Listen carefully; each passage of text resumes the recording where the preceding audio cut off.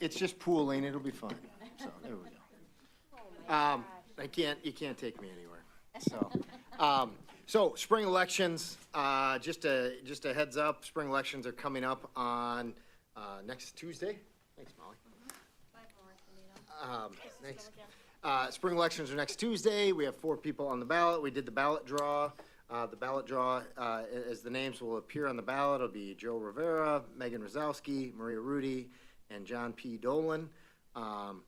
Absentee ballots are available by mail right now. I'm not sure when that stops, but I think it's coming up. But otherwise, you can look at your local polling place for hours and opportunities there. The 2 candidates with the most votes will move on, or will be the board members for the next 3 years. So, or running for 2 spots. Any questions about the upcoming election? No questions? Okay, moving on to artificial intelligence report. All right, so we have a couple guest speakers come in and talk with you guys. Excited. We have Dr. Rich Halverson, who's coming to us from the University of Wisconsin-Madison to talk. He talked to our AI task force this morning, which is comprised of teachers, staff members, and kind of as we're working through what is artificial intelligence, how does it impact the schools, and what are we going to be doing as we work through this. And as we think about it as a school district, we think about it as kind of 2 pathways. We have the pathway that is, how do we make our jobs more efficient as employees? And then we have the pathway of, how does this impact our kids and as we deliver instruction and things along those lines. And so, I'm going to be turning it over to Rich and Amanda, but it's been a exciting day, and he's going to kind of work through some stuff with you guys, and I'm going to turn it over to them. So, you go ahead.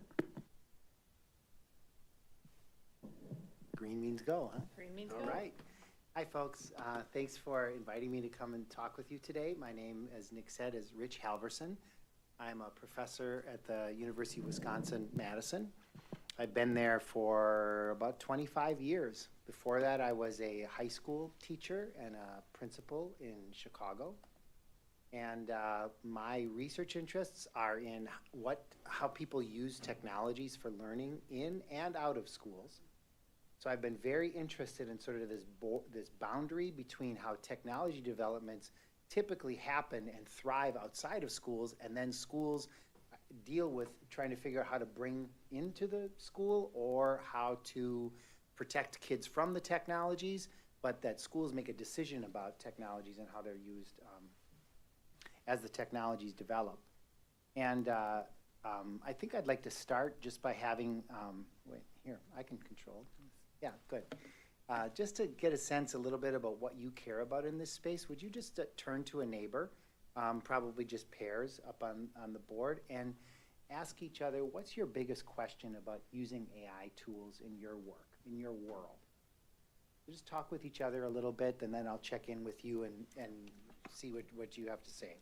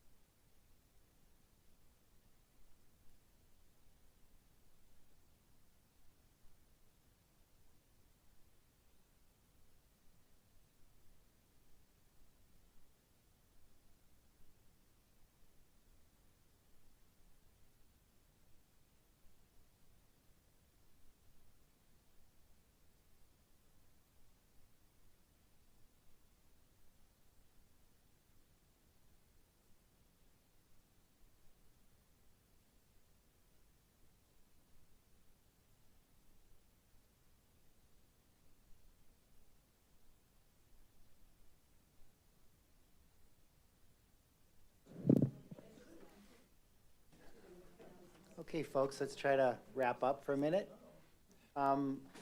If it's okay with you, I'd just like to ask you, what are some of the things you talked about in your group? I just want to get a sense of what are your concerns and interests in AI space. Would anybody like to volunteer to go first? Sure, we can go first. Megan and I talked a lot about, concern about how it impacts learning and not replacing learning. You need to kind of learn how to walk before you can run. You've got to learn how to read, how to critically think, how to write, and those are all skills that take time to develop and maintain. Mental health, that was something we talked about a lot, mental health for kids so that it's not isolating them. The companies that developed social media are also the ones that are in play for developing AI. It's those same, Mag 7 companies. So how are we thinking about that? And do they really have the best interest of our kids, of anybody? Even as adults, I don't think we know how to use it. Anything else? Oh, accuracy, like in research, in the world that I work in, it's the, you've seen documentation and reports of people using AI to write their research briefs or write their journal articles, and then it isn't until somebody goes and fact checks that you find it made up resources or it made up the data that it analyzed. How do you know what you asked it is true, and how do you know how to go out and verify it? That's, thank you for sharing those. I think a lot of the concerns that you're raising have to do with the relation between AI and people and technology and people. And the fear that we have is that the AI and the technology will take the place of people. People will opt out in mental health issues where kids and people lose their identities by playing with technologies. The learning thing is absolutely critical because fortunately or unfortunately, you can get through a lot of the school as we've known it by giving the answers that the technology gives you. So now how do we pivot as educators to go back to a model of education that really is grounded in student interest and ownership? And the AI tools aren't going to go away, but we have to figure out how to give learners agency in this space and use the tools to advance their interests rather than to replace them. So yeah, excellent, thank you. Thank you. Kate and Bob, what concerns do you have? Well, Go ahead. Okay. I guess my biggest concern in relation to education and being on the board of education is how we work with kids to be career ready and what careers to choose, because that's obviously going to be changing. And I'm not sure that I know the answer to that. And so it's all evolving. And you pointed out a few things too, Bob. Just like the effect on the economy in a short term, the not knowing what's going to affect what industries will be affected, what parts of, teaching, obviously. I'm close enough to retirement. I hope I can coast through without using too much of it, but that's the younger generations. Just another tool, so excited about it, but certainly fearful of what it can do to job market, the economy. Yeah, this technology really is very much focused on workplace and learning and how people live their lives with information. And it's changing the world right in front of us. I think the career ready idea is the challenge for schools is to make sure that young people graduate with experience, learning how to use these tools responsibly to advance their own learning so that they don't have to learn them from, out in the world. One of the great equity concerns that we have moving forward in our schools is that there's a whole group of kids who will just grow up being digital natives with AI tools. And then another group of kids who maybe their families aren't using them and they don't have the experience of using tools to sort of advance their learning interests. And if schools don't help that second group of kids, the divide that we have now is just going to get broader and broader. And I think especially that's going to pay off in career opportunities. Like that sort of vocational track is super important for us to think about. How do these kind of tools fit into the education for our children moving forward?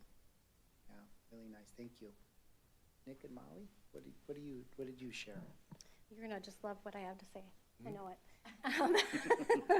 I went to a WASB session on this at the latest convention, which was very interesting, talking about like legal and ethical boundaries. It was put on by 3 professors or 3 people from the UW-Madison, and then somebody from Neola.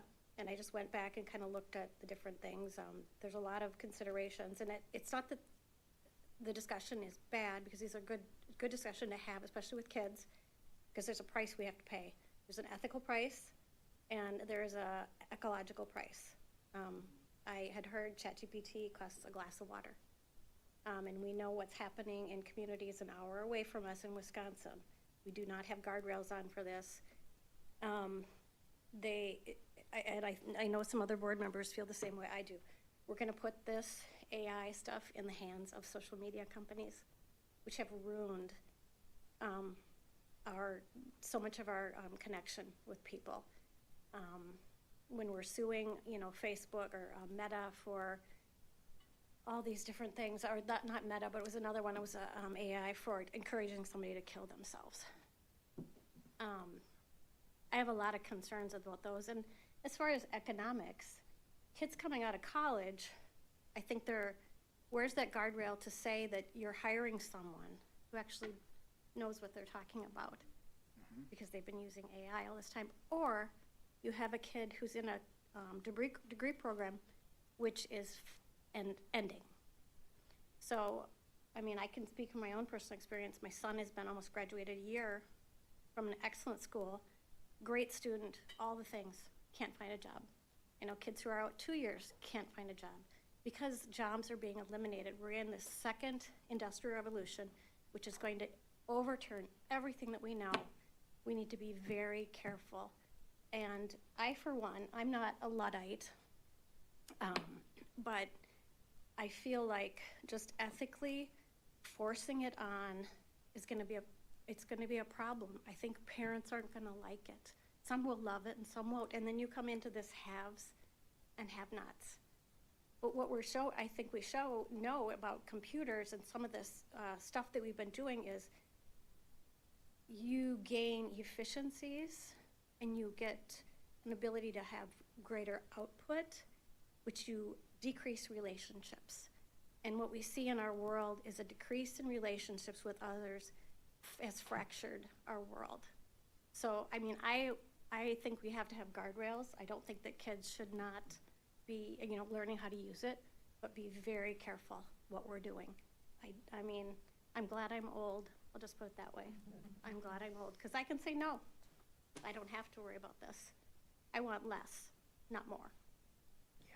So there's my speech. No, thank you, Molly. I appreciate that. Thank you. I appreciate hearing that. I think that the challenge with new technologies, especially revolutionary technologies like this, is that they don't have values. We have values. Usage has values. And the incredibly important roles that schools need to play in this space is appropriate use. We have to take on the role of how can these tools be used responsibly? What do they justify the commitment that we're making for the economy and for our ecology, right?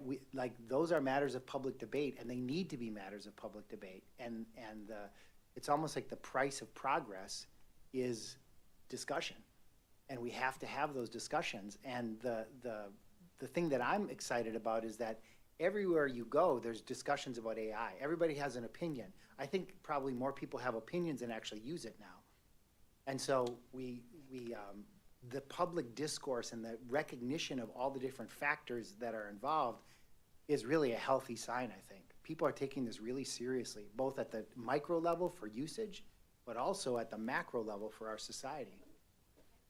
I think too, it's like, the thing I don't like is that kids, we don't want human beings that don't understand their intrinsic value as a human being.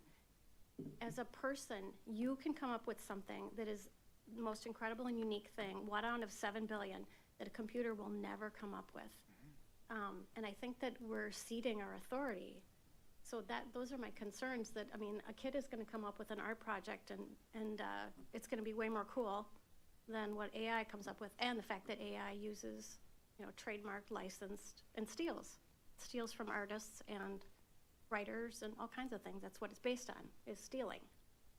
I think you'll be happy to know, and some of the things that I'll talk about today, that most of the folks who are doing research in this area are exactly where you are. The idea of that there's people using tools that can also act like people. And how do you keep people at the forefront of this work? So hopefully, when I share some of these ideas, they'll resonate with you.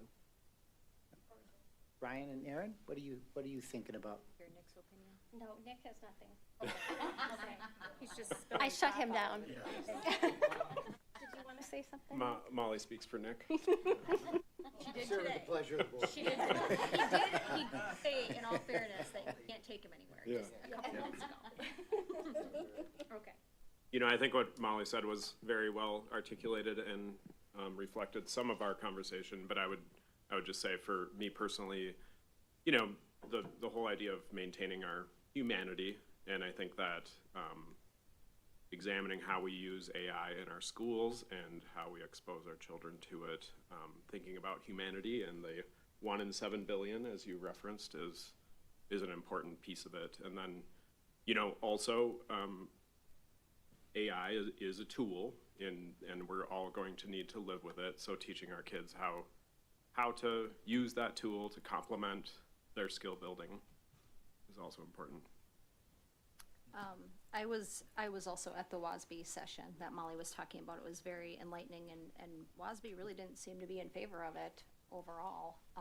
That was just my opinion and my take on it. They had some very nice blurbs in there about the need that kids just need to sit with things, and they need to be able to deeply think about things and process without having a chat box next to them to help them through it. You know, I think personally AI is way too accessible. I appreciate the need and the desire to teach it. I also think at the same time we maybe don't need to teach it. Maybe that's something that parents need to worry about at home, and schools need to have people in them. That's why we have public schools and private schools, is so we have teachers that are teaching the information that they have learned, and they've worked so hard to do that. And for kids to have a place where there's adults. The other parts that came to mind, you know, we talk about the Anxious Generation book a whole lot, and they said it over there about the anxiety and the mental health, and kids already do not feel like they need to do the work. Bottom line, they just don't. That's not going to improve. We also just implemented a cell phone policy in our district for the high school and middle school this last year. And so I'm curious, when we don't have phones in the classroom, like how does continuing to introduce AI technology when we're trying to remove certain things like that align with the purpose of having that policy? And you know, just a fun fact that I read recently, that Gen Z is doing a digital detox. So they are unplugging as a trend due to the anxiety and mental health. And really, my question becomes, how do we support that? How do we support that these kids are literally seeking out in-person communication and conversations because they don't want that to be replaced? And they're realizing that the last couple of years, these kids have really missed that because of things like this. So I thought that was interesting, and I'll leave it on this. There happen to be 50 alpha schools in the United States. I just read and listened to a great article, news broadcast on this, and they are AI schools specifically, where they use learning for 2 hours a day, which is almost identical to what homeschoolers do. And they do replace teachers in a lot of that, but then they use the teachers later on to build life skills, and they spend the rest of their day doing life skills and interacting with people and stuff. And I think that's a neat idea, and they're calling it like a smart screen time thing, but their motto is chat boxes are cheat boxes. So I just wanted to share that. Yeah, that's great. Thank you, Aaron, for sharing that. I think one of the great sort of features of American public education is interested families and interested people set the policies and set the guidelines for how schools work. And I feel like Walt Whitman was a poet in the 1800s, had this famous line, "America contains multitudes." And one of the things we know in the United States is that people will find the kinds of opportunities for their own learning and for their children's education that align most closely with their values. I don't doubt that there will be, in the very near future, schools that are largely run by AI working with teachers. But then I also don't have any doubt that there will be schools that are completely technology-free. And the way that sort of the market forces behind public school are moving, those options will be available to many people. And so this kind of litmus test technology, my sense of it is that as a professor in this space, do you all know the Dr. Seuss book, Green Eggs and Ham? Oh, yeah. So the AI to me is almost always a green eggs and ham phenomenon. Like, I do not like green eggs and ham. I do not like the environmental costs. I do not like the screen time. I do not like it. But then when you try it and you see that it helps you advance the things that you care about, then you sort of get a sense of a bigger picture of how AI fits in with lives, that it does have adverse consequences. It always will, because it's a very disruptive technology. But the question for us as educators is, we can't go backwards. We have to figure out how to make the tools serve the values that we have. And that's an important task for public educators. And just by inviting me to your conversation, I'm really happy to be able to talk with you about some of these ideas today. I want to share some research with you, share some examples with you about how AI is changing teaching and learning in front of us. And then, you know, you will decide on your course about what stance to take on these tools and how much you're going to integrate them into your own work and your own life. I want to start off with, here's my sort of like, I think these things are just true, just from my experience, just watching how things are proceeding in the world. Generative AI, I think I got to cross out will. It is transforming how we think about teaching, learning, and schooling. If I would stand up and, is there a pointer on this? No, like you can't see it anyway because I'm pointing it back of you. It's really teaching learning, because most of the experimentation with AI as an information tool is happening outside of schools. There are a lot of teachers who are using AI, some of it on their own time, some of it in schools, but teaching and learning are being transformed, and schooling will soon follow. And like I said, because this is such a new tool, a new technology, it's not clear where it's going. But it is clear that change is happening. It's the most revolutionary knowledge tool ever built. I'll just let that sit. All the knowledge tools that we've thought of so far, textbooks, chalkboards, writing, this one talks back. All the other technologies that we've ever had have been relatively static, depending on us as agents. This one, if you say, how can I improve my argument? It will talk back to you. It's the first technology that we've had that's responsive and reflective. And that's a huge threat to how we think about education and how we think about learning, because always schools and teachers and mentors have had that role of the reflective partner, the one who talks back. Now we have a non-human thing that talks back to us. It will democratize access to learning everywhere for everyone. This is the one that I think is the most disruptive, because you can ask any AI tool, Chat or Gemini or Grok, to outline a course of study for you, and then chunk it up into pieces, and then give you feedback every step along the way, whether you want to learn to code in Python, or you want to make better old fashions, or you want to order food for your summer holiday party. It will chunk up the tasks for you and give you benchmarks for how you're doing, and we'll also talk back to you about where to get the best brats. Right?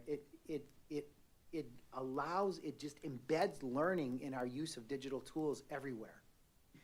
And I think schools have always been the places where we go to learn. That's schooling and learning kind of go together that way. But this kind of tool increasingly is going to drive a wedge in the control of schools over learning. And then that puts us on the question of how are schools going to react to this?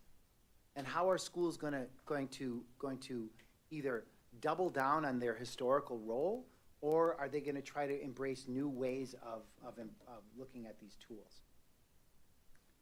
This is a little bit about me. I wrote a book a couple years ago called Rethinking Education in the Age of Technology. I wrote it right before COVID, so it has nothing in it about generative AI. I think there's like one paragraph because this whole thing sort of dropped like a bomb on us.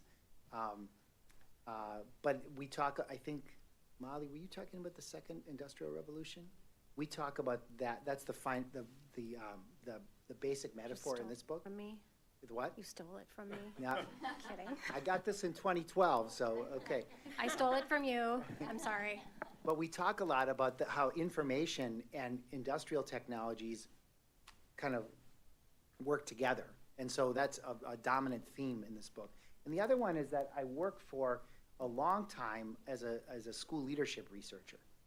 And so I talk a lot about how leaders develop schools that improve learning. And so I'm going to try to bring both of these perspectives together today in talking with you about some of the research and what we know about AI and learning. We'll just go through these kind of fast. Big changes in learning technologies. I realized when I put a timeline like this up, I've been around for a while. Because I was a professor when all these things came out, but in 2000, I don't know if any of you remember interactive whiteboards, learning management systems came out then. All of these technologies were supposed to be revolutionary. And some of them were better than others, right? So then you had one-to-one laptops, games and learning, video games and learning stuff, cognitive tutors, which are sort of maybe the uncles of AI systems, iPads, flipped classrooms, maker spaces. Then there was a sort of a rush in the mid-2010s, personalized learning, STEM and STEAM education, coding, learning analytics, and then we had the COVID crisis. And that was really the first time that I think educators realized how powerful learning technologies could be. Because I don't know if you remember this, but right before COVID, there were all kinds of discussions about whether Google Classroom was robust enough and secure enough to carry teaching and learning. And then all of a sudden it had to. And if we didn't have distributed learning technologies, our schools would have been nowhere because you had to have some way of reaching out to families and parents who were not in school but had to go to school. So I think this showed to educators around the world that the kinds of learning technologies that Google came up with could support teaching and learning, not as well as in person, but they could keep it running. But I think this is a red line, and I think people will remember this red line. December 2022, it was the release of ChatGPT 3. It was the first commercially available generative AI tool. I just want to keep that date in mind, 2022. People started working with this stuff and talking about it in 2023. It's only 2026. This is a baby technology that grew way, way, way faster than any other technology before it. There's all these graphics that show like the relative growth of Facebook or YouTube, and all of the open AI, the generative AI tools just have taken over the world. So I think this line is going to be either, if you don't like this movement, a disaster moment, or if you do see the power of AI, an opportunity moment. Do you all know who Sal Khan is? Khan Academy was probably the leading education resource on YouTube for years. Sal Khan was an engineer who wanted to give math tutoring to his nephews who lived in India. And he looked online for resources, couldn't find any, so he made a series of videos that he put on YouTube that broke down algebra and geometry so that young people could understand them. This gave rise to a whole empire of learning resources on YouTube. And when Sal Khan had an interview right before ChatGPT came out, where he was really interested in this kind of old education finding. This talks about the effectiveness of student groupings in schools. So the first one that says conventional, That's the typical classroom. It's a 1:30 ratio, right, where there's one teacher, 30 students. You get what we all see as a bell curve, right? Just as many kids fail as succeed. If you push the pedagogical strategy over a little bit, you get mastery learning, which is the idea that kids keep at it until they get it, right? And you give them the time that they need to get it. But the most effective is tutorial, one-to-one learning. And this is sort of universally recognized as about 90% of the tutored students attain the level of achievement reached only by the highest 20% of the conventional outcomes. But it's always been too expensive. It's just especially for public schooling, it's too expensive to do one-to-one tutoring. This is a luxury that some people can afford. What Sal Khan saw and what many other people saw is that AI systems are not exactly the same as one-to-one tutoring, but they're pretty close. They have infinite patience. They can answer any questions that you have. They're experts in all the different subject areas. They can speak in any language. They can do symbolic manipulation. They can create images. They're more versatile than more tutors. They're not people, though. So for many people, sort of this push towards the one-to-one model is a really effective way to think about how do you create schools that are more effective. I like this guy. His name is Ethan Malik. He has a Substack called One Useful Thing. He's a pretty interesting guy to follow for advances in AI. He did a study right after, came out in 2024, right after the first generative AI systems. And let me break this down for you a little bit. They did a study with 750 consultants at, it was one of the big consulting firms. It might have been Deloitte. And they broke the consultants into two groups. Half used AI with no PD, and then half used AI and got a little training on it. And after a certain amount of time, I think it was 6 months, is that right? I think it's 6 months. This is the distribution of effectiveness that you saw between the two groups. The AI-powered group competed 12% more tasks. They were quicker, and they had higher quality results. The most interesting thing about this finding, though, is that through all levels, participants showed improved performance. The increased performance was greater for the bottom 50% than for the high achievers. This is really interesting if you're interested in raising the achievement for the kids who struggle the most. Because high achievers, this is sort of a thing, like high achievers tend to be good at the systems that they're navigating, right? They know how to get the resources, they know how to ask questions, and if AI is an option, they'll use that too. But the kids who struggle the most, the ones who don't feel like they're part of the system, they're the ones who need the most help. And this study and studies like this are finding that the greatest effects are felt by the people who were the lowest achievers going in.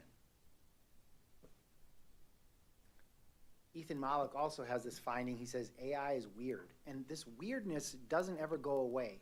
I think, Megan, you said before about, or maybe it was Maria, about the thing making mistakes, hallucinating. I don't think AI is ever going to get to be like a calculator. I think it's always going to be weird. Just the way people are weird. You know, sometimes you have a person that you think you can really trust, and then you ask them a question one day and they just come out of left field. Because, and inside of the brain of an AI system and inside the brain of people, there's this sort of, we don't really understand how neurons work. We understand the chemicals of neurons, but we don't understand how ideas are present in our brains. And we also don't understand how ideas are carried in AI systems. So these systems are never going to be fully reliable, which means that they're always going to require people to correct them, to make judgments about their output, to make sure that what we get is the answers that we need. What Malik says is that on some tasks, AI is super powerful, and others it fails completely.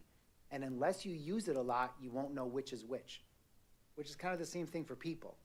right? Everybody's a little bit strange, but if you get to know somebody better, then you find out about their strangeness, and they become a little bit more predictable. That's kind of how AI tools are going to be used by people in the world as well, not as calculators. Can I ask you a question? Uh-huh. So you said the bottom 50% of achievers are the group that goes up when they're using AI. And I guess I do wonder a little bit, is it going up because they're getting the answers, or is it going up because they're actually gaining information and learning? This study was interesting because it had a multi-dimensional measure of success. They completed the tasks. They had higher quality results, and the results were judged by the people who were the clients. And it was a team activity, and so they had to like make their reports as a team and show. Like, this has a lot of human element in it, so it's not like I give you a test and you give me an answer. You know, it's why I really like this study, because it showed like how the AI tools work together with people rather than independent of people. Very good, thank you so much, yeah. But I do think, like, in our schools, there's a whole group of kids who are disenfranchised. And they feel, like, we know this from learning psychology, that the greatest factor that prevents young people from engaging in school is fear of embarrassment. It's self-esteem. If you don't know the language well, if you've been labeled as a special ed kid, if you've had behavioral questions, if you've had run-ins with the system, these factors prevent an open engagement with schooling often. And the kind of tools that we see with AI that allow for sort of infinite experimentation with no shame can help bolster the confidence of young people, so they'll get a better chance, they'll give the system a better chance. That's what I was, wanted to comment on, is the engagement part, the failure to launch kids, you know, that like consider themselves, you know, to be not smart or whatever. The basic parameters they can throw in gets them started. Yeah. You know, and that's where I'm very excited to hear that the lower half has actually helped, you know, because those are the learners we're trying to hit, you know, so very interesting. Maria? Do you mind if I ask you a question? please. So I kind of riffing a little bit of what Kate was poking at on this study, I guess where I struggle, and bear with me for a second. So we're drawing a conclusion from a study of consultants, and these consultants are from top firms. I've heard this study talked about before on a couple of other podcasts, and they talk about it more in reference to how can we help work more efficiently. And the conclusions that they were drawing from this study centered more on it's allowing consultants to work faster and produce more high quality work.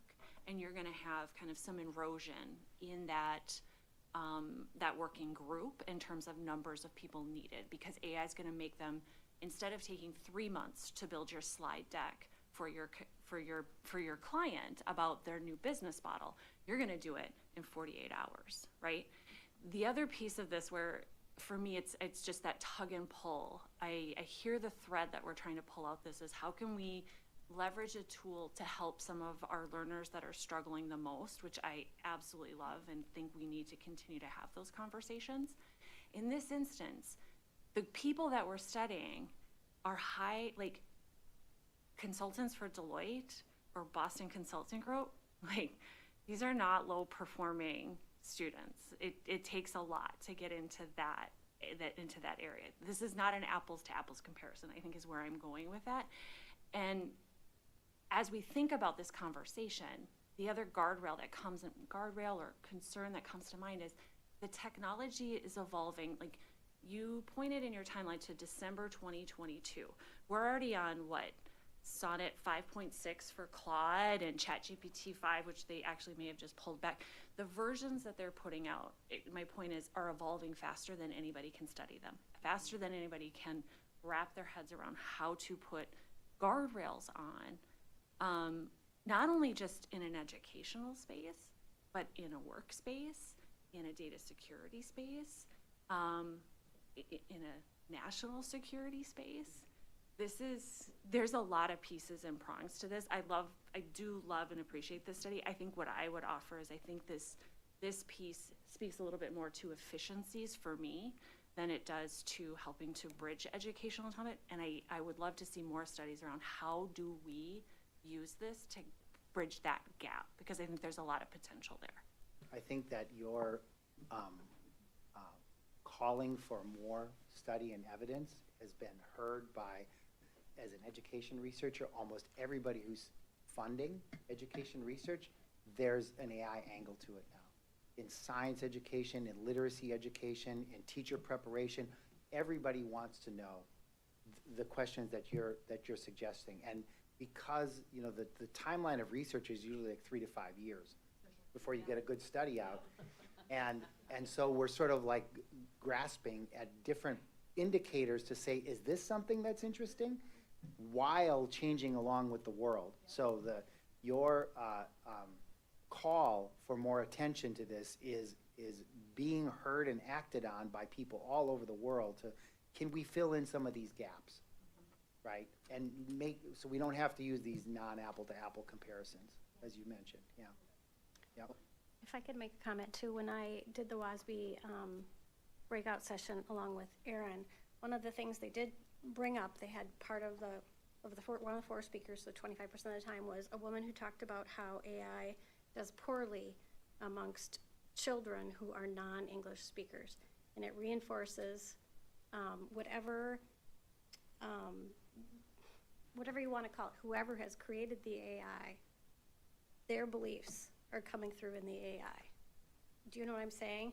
So it reinforces things that maybe a kid who is in special ed, doesn't mean anything to them, or a kid who comes in and they're an English language learner, it's going to be more difficult for them. I mean, and it's not to discount that it's interesting, and the thing, like, too, I think about, like, if you had a study, I can see where you have tons of data, and it's going to take you a long time to aggregate it. You use AI to aggregate it. It tells you what are the dominant themes, right? Even then, that's useful. But sometimes the answer is not the dominant theme. So that's a whole other thing in a workplace.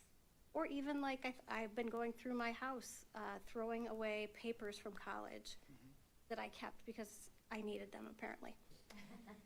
And I still have all mine too. I know, and it's really hard because I look and I think, oh, look what I did, dot matrix printer, you know, typed out. Spindle on the Yes, side. I mean, all of the olden days when I started, so we've come a long ways. And I look and I think, dang, I was really smart. And my teacher, you know, I love that. And I looked up at the comments, unique perspective. I like that commentary. We're not going to get that. We need people to be like, I want the bizarre and the weird, because that might be the answer. And I have real concerns. Well, obviously, you know that.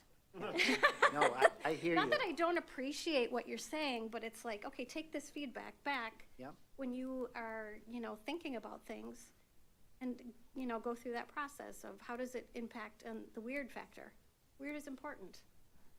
Thank you, Molly, for sharing that. I want to make one comment about the beginning of your comments. I had not heard those data about students who are language learners. What I had heard was that the AI detectors over-identify language learners, because language learners if you're a language learner, it really helps to have a translation tool, because it gets you in the game. You don't have to be quiet. You can have a voice. And the algorithms that were trained for the AI detectors were similar to the ones that were in plagiarism detectors. And because language learners use tools like Microsoft Word and Google to translate their work, the AI detection systems flagged language learners at a higher level, which created a little bit of a stigma for language learners to use AI tools. But on the other side, the fact that you have a system that can speak to you in whatever language you come to it and can scaffold you towards the language that you need to learn on the fly, when, how many languages are spoken in your district? Yeah, more than 10, right? And you don't have speakers of all those languages. And having a tool that can talk to kids at their home language and scaffold them towards where they need to be instantly, it's worth looking at. It's worth looking at. I am going to talk a little bit more about the research and then get into some recommendations because I'm respecting your time. This is a study that came out last year. It got a lot of press. Maria, you probably heard this because this was a big podcast study as well. Your Brain on ChatGPT. They had this idea of cognitive debt, which is like how much do you offload your learning to the system, which I think is kind of a cool idea that we're going to hear more about. The study finds that participants who begin their writing process without AI retained more.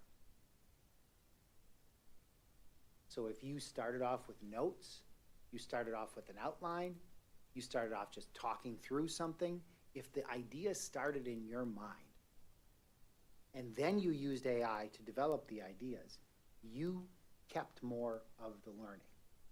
In the other group, they asked students to just start writing with the language model.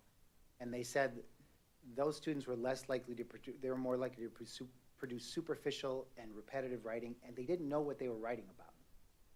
And so it's turning out that AI detectors don't work very well, but the best way to do AI detection is to ask the kid. If a kid writes a story, like a history paper on the Revolutionary War, and you say, so, about those Hessians, tell me a little bit about the wars in New Jersey. And they go like, what's a Hessian? Then like, okay, good. Maybe more of you on the next paper and less of the tool, right? This thing about agency, about who owns the thinking, is the problem moving forward. I was telling Nick and Amanda earlier today that I went to a conference. I talk a lot to superintendents and to school boards and schools around the state. And one superintendent at the last conference stood up and said, so let me get this straight. AI is going to make the assignments, AI is going to take the assignments, and AI is going to grade the assignments. So why are we not giving the diplomas to AI? And I think that you hit it. That is the challenge, because that can be done. But as educators, we cannot allow that to be done. That can't be the way we go. We have to preserve agency, and we have to preserve ownership of thinking. The study suggests that education models might delay full AI integration until students have engaged in sufficient self-driven cognitive effort. First student, then if you introduced AI, next. But don't start the brainstorming with AI, because then the learning doesn't stick. The paper supports collaborating with AI, and this is sort of the theme that I'm going to talk about the whole time, is that AI only works best when it's in a person-system collaboration. Judgment has to be retained by the people who are doing the learning and doing the teaching. This is a person who I found recently. It's a website called artificialityinstitute.org, Helen Edwards. And she's talking, several of you mentioned about the mental health, cognitive costs of being immersed in digital worlds. And she and her colleagues think about this phenomena, they call it drift. And as soon as you hear it, I think you could probably see it and feel it, right? You get involved in an AI system, it's sort of like Netflix watching. Like if you get in a series and you just go on and on and on, and you just sort of like sink into your couch, and it becomes a lot less you and a lot more Netflix. And that's happening all over the place. Like people, their sort of attention and their self drifts into the media that they're consuming. And in their research, they find two kinds of sort of agents in their work. One is they call them co-authors. They say people integrate AI across their cognitive processes, but they're choosing how and when to integrate AI. I do my thinking, I ask for help when I need it, and I use that help to advance my thinking. Versus outsourcers, people who use it but keep it outside of their creative process. In other words, they let the AI tools carry the boat for them. This is a huge problem in doing homework, right? Where you can see kids who are co-authors, and you can also see kids who are outsourcers, who just let the tools carry the learning. This is where, when the authors of Stay Human say, this is where we need to be as educators, to push folks towards co-authoring, to help people understand that the tools advance their interests, but they don't replace them. And it's not inevitable that we become outsourcers, because there are co-authors, right? So even though the press, the historical press is for people to become overwhelmed by the media, there are many people who retain their authorship in using tools like this. Can I ask a question? Yes, Go go ahead. So I've seen press in recent days talking about how, kind of goes back to your timeline, but you don't have to go back to that page, but that bringing the one-to-one laptops into school, they're worried, there's research showing that that has maybe had a negative impact on learning, right?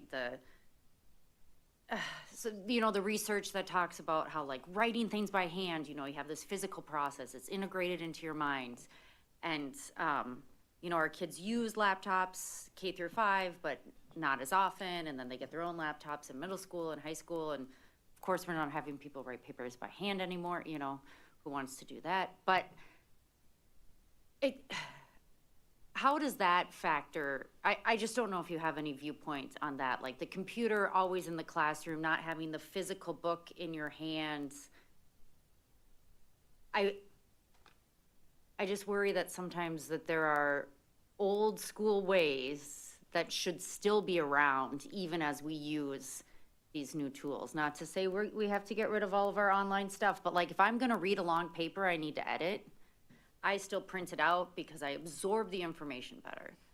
And if I write things down, I memorize the phone number I write down. I don't memorize a phone number I type into my phone. So just that physical component of learning. I have two thoughts to share with you, Megan. Thank you for those questions. The first one is that as a person who's been in this field for a really long time, there are really no conclusive studies about the effects of technology on learning one way or the other. It really depends on how you're using it. Two scenarios, right? One, I'm just gonna throw kids in a room with some automated curriculum on tablets and say, go ahead, learn. Well, that's a disaster. That's never gonna work. The other hand is I got a teacher who really understands how interaction with digital media and production works, and that might be an AP history teacher who's asking kids to recreate historical events using AP or using AI tools. Like, that's gonna be a smashing success. Yeah. Those are both using technology. And from the category perspective, they're the same thing. But of course, they're very different because the key variable is quality of instruction, which is a very old-fashioned, a very old-fashioned idea, right? Now, Nick mentioned today that his kid is in Iowa State. Yep. And now, in order to get beyond AI testing things, they have analog, like you have to write out the test. I mean, handwriting is cool because handwriting teaches your body to embody your knowledge. It's not just up here, it flows through your arm, through your fingers. It's good to learn to write. And if you have to write to communicate, that means your writing has to be clear. If it turns out that AI tools spark a rebirth of some of the old analog tools and the oldest pedagogies we have, high quality instruction, building relationships with young people, handwriting, that's a win for everybody. This is a really big space, and it doesn't have to be either or. We can have AI advances and also go back to understanding calligraphy. Those can both happen at the same time. One doesn't have to come at the expense of the other. But for me, the most important thing in this space in school is high quality instruction. If you have teachers who know how to manage the tools and introduce students how to be agents in their own learning, this is what makes for a 21st century learner, right? The tools alone don't do it, and the teachers without the tools don't do it. You gotta have them together. Amanda, we were gonna do the notebook LM thing, but I think we should go past that, just in the interest of time, okay? And I'm just gonna go to the last part of my comments. Is that all right? All right, biggest hurdle that we have is to use the tools. Like I said before, AI is weird. If you're not familiar with it, then you follow the New York Times and podcasts, and it tells you what AI could be. You should, the tools are easy enough to use that you all should try. Just plan a dinner. Plan your next trip to Hawaii. You know, you use it for the kind of things that you would ordinarily use it for, and make your own verdict. There's no training needed. They've taken coding completely out of computer literacy by using the most advanced code we have, which is language, our spoken language, and not just the English language, but any language. You can switch to Russian or Arabic. Any language, you can just immediately start to interact with the system. And so wherever you are, these kinds of tools make it really easy to get where you want to go. It's infinitely patient. Sometimes when you use an AI tool, you'll find it goes down a blind alley, and you think, no, I don't want that hotel in Hawaii. Why do you keep on recommending that? All you have to do, literally, is hit reload, and the thing starts fresh. You can't do that with people because they're your friends, right? And they don't like that when you say, I'm not listening to you anymore, you're not making any sense. But they don't have feelings, AI systems, so on we go. Everyone will always have access to the best versions. There's many bad side effects about the social media companies controlling the AI space, but one of the good side effects is they are desperately competing against each other for having the best product. And so they put the best product in front of the most people as quickly as they can. So the latest versions of Claude, the latest Gemini, the latest Grok versions, the latest Copilot, you get them right when they come out. And so all the tools that you get to use are the very best cutting edge tools. And this is the thing that just always blows my mind. The version you use today will be the most primitive version of AI that there is.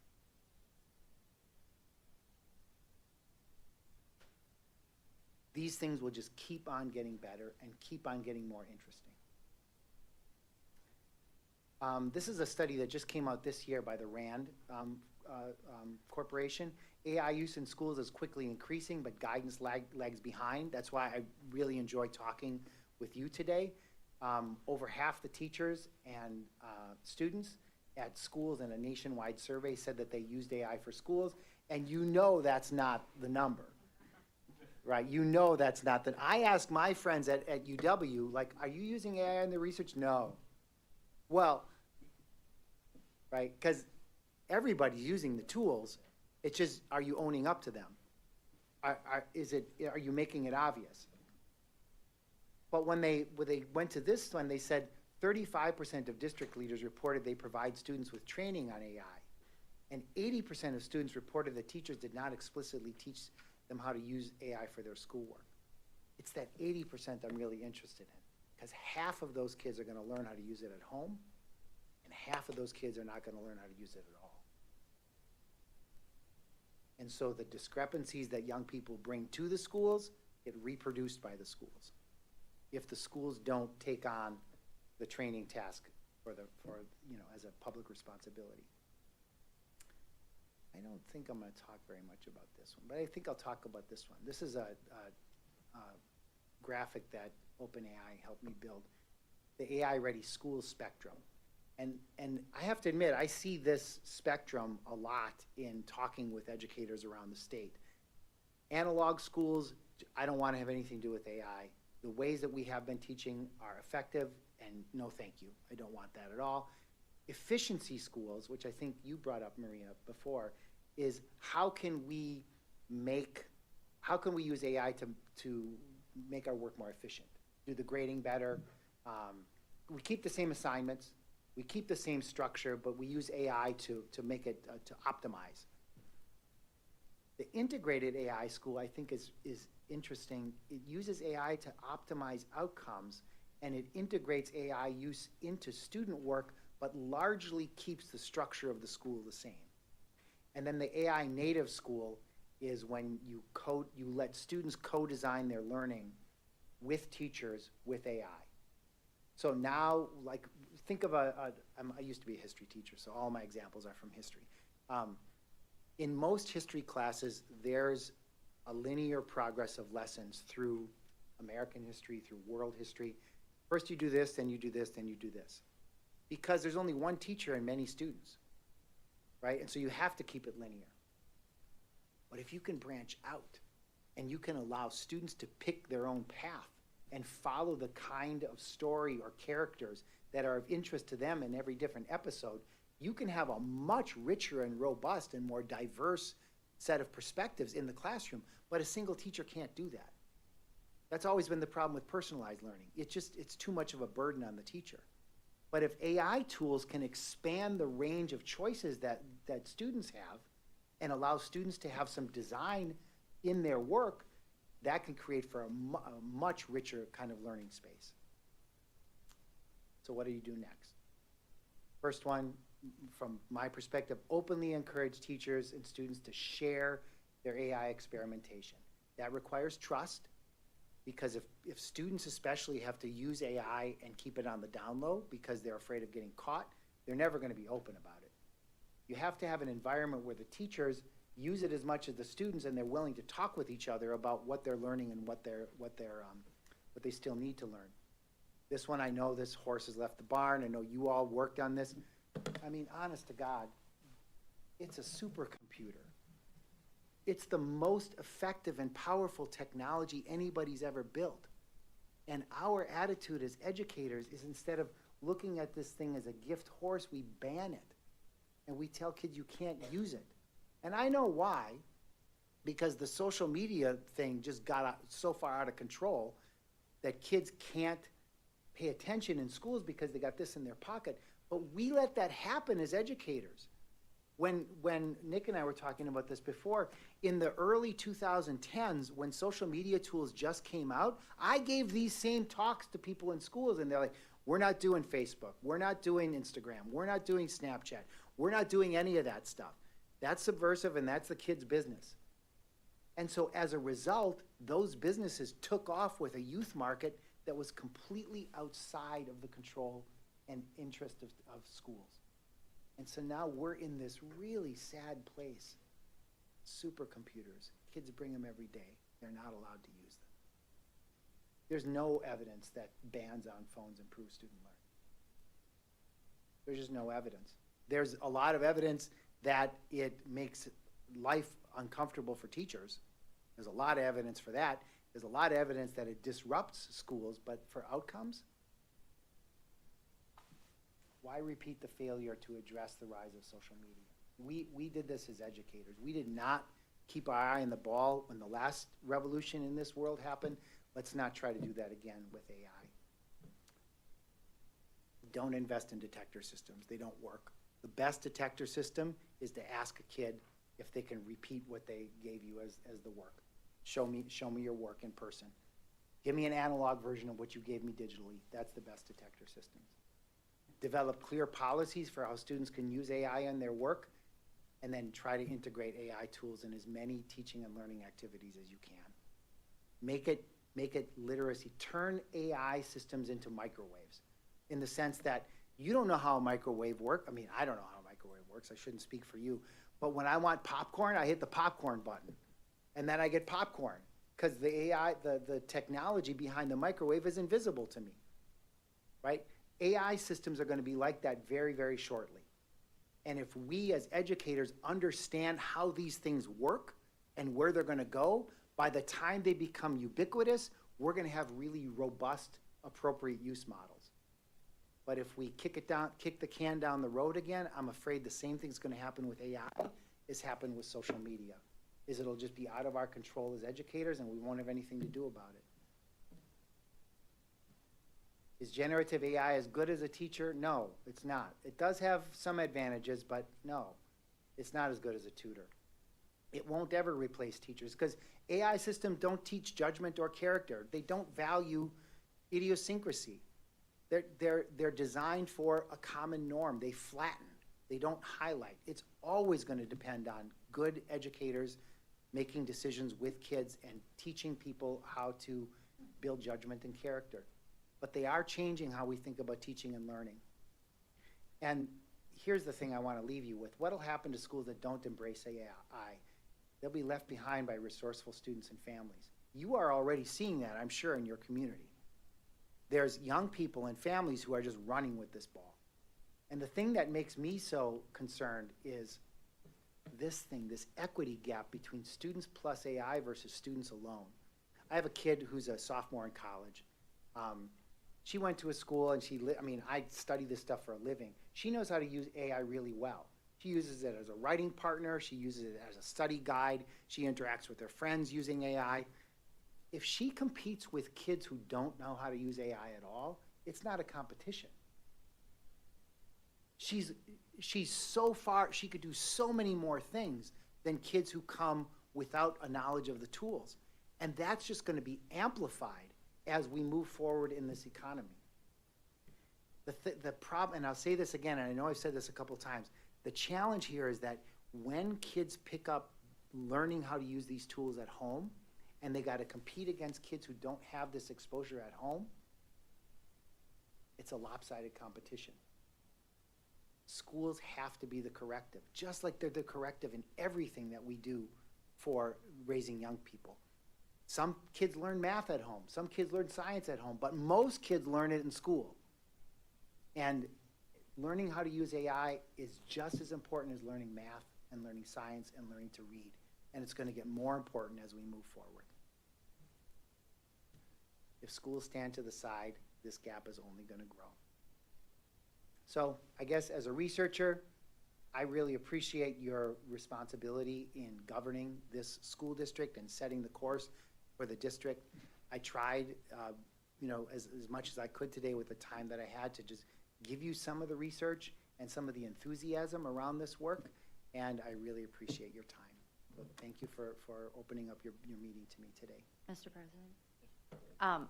Thank you so much for coming. This is super interesting. I am a bit of a Luddite. Molly said she's not. I am a little bit. But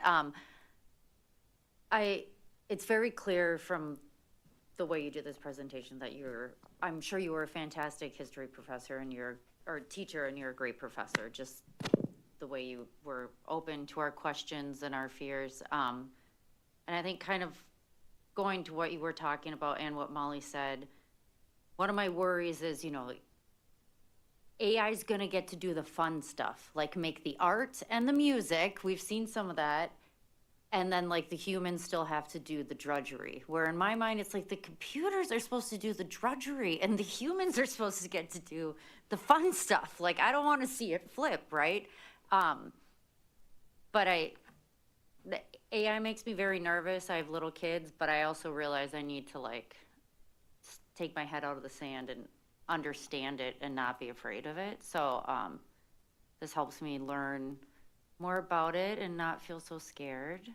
Still a little scared because I watched Terminator a lot as a kid. I say this all the time.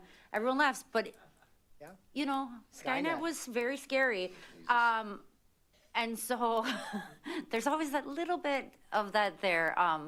But I really appreciate everything you're sharing and all the work and research you've been doing throughout your career. Thank you. Thank you, Megan. I want to share a story about young kids using these tools. My wife is a professor at UW also, and she does arts-based education. She has this really cool program called Whoopin' Soccer, which it's basically teaching young kids how to tell stories, how to write and tell stories. It's a school-based program. They have teaching artists come into school for 6 weeks and work with kids to tell stories, and it's fantastic. But they recently introduced a tool called the Whoopin' Bot, which is like a prompt engine for kids to ask them questions about their story development. And they'll say like, okay, here's my story. I got John Cena, and he's fighting a dinosaur over a volcano, like second grade boys, right? And then the Whoopin' Bot will say like, are they just fighting alone? Is there an audience? Is there somebody else? Did he fight somebody before? Where is this volcano? What happens next? What happened before this? And it'll give these sort of like little prompt questions that you can imagine this if you're a teacher in that room. There's no way you can give individualized prompts to 27 rambunctious second graders. And so the tool just sort of just pokes a little bit as to help the kids like understand narrative sequence, understand character development, and let them, they do the story, it's their story, but just like prompts on the side. And the way they did this is they took we were gonna show a tool today where schools can program their own AIs. They're fully available in the Google suite that you all use, Notebook LM and Gemini Gems. Anyway, you can tone down the amount of help that the AI system gives. So the AI system naturally just gives you an answer, which is not what's required here. You just need like slight prompt to move ahead. And the more educators get a sense of like, how do you use these tools that adapt to the kind of learning we want to produce, rather than the kind of learning that the kids are designing themselves, just tremendous amounts of control and scope open up for educators. I want to thank Rich. I mean, it's been a great day. He's been here with different groups, and it is one of those things where we don't want to be the group of people that in 1997 said, don't bring the internet into schools. And so it is finding a balance, how we don't want our kids lost in the technology, but we also have to figure out how to embrace it. And where this really struck a chord with me about a year and a half ago when I first heard Rich speak was worrying about that gap. Because we know, he used an analogy today, I think with teachers, the teacher group today is, think about ACT prep. So our most affluent kids have ACT prep access, or always did have ACT prep access, right? Because their parents could afford. They could afford the tutor, they could afford all these things. And as you continue to have more access to AI and different things like that, how does it start to level that playing field? And now it's not just the most affluent people have access to these things. It's everybody has access to these things. But it is a matter of trying to make sure, how do we embrace and put those guardrails in place? But it would be like saying we're not gonna do anything with AI, it'd be like saying we're never gonna cook with a microwave. It's coming. It's going to be here. It's already on your phones. It's already on your computers. It's everywhere. It was like in its infant state when you used to text and it had predictive text. You're like, oh, did you mean this? And you'd be like, darn it, autocorrect. No, that's not what I meant, right? But now it's even more. It's even more. It's even more. And so I think, it was an exciting day. It is kind of scary as we go through this, but having kids at all different ages, I can tell you right now, if you think kids aren't using this stuff, you're not with the current reality. I mean, they are using it, especially if they have a device. I mean, if they have any type of device, and I say device because I know sometimes people say, I'm gonna wait to give my kid a phone until they're in 7th or 8th grade, but I'll give them a tablet when they're 4. And the only difference between that tablet and their phone is they can make phone calls.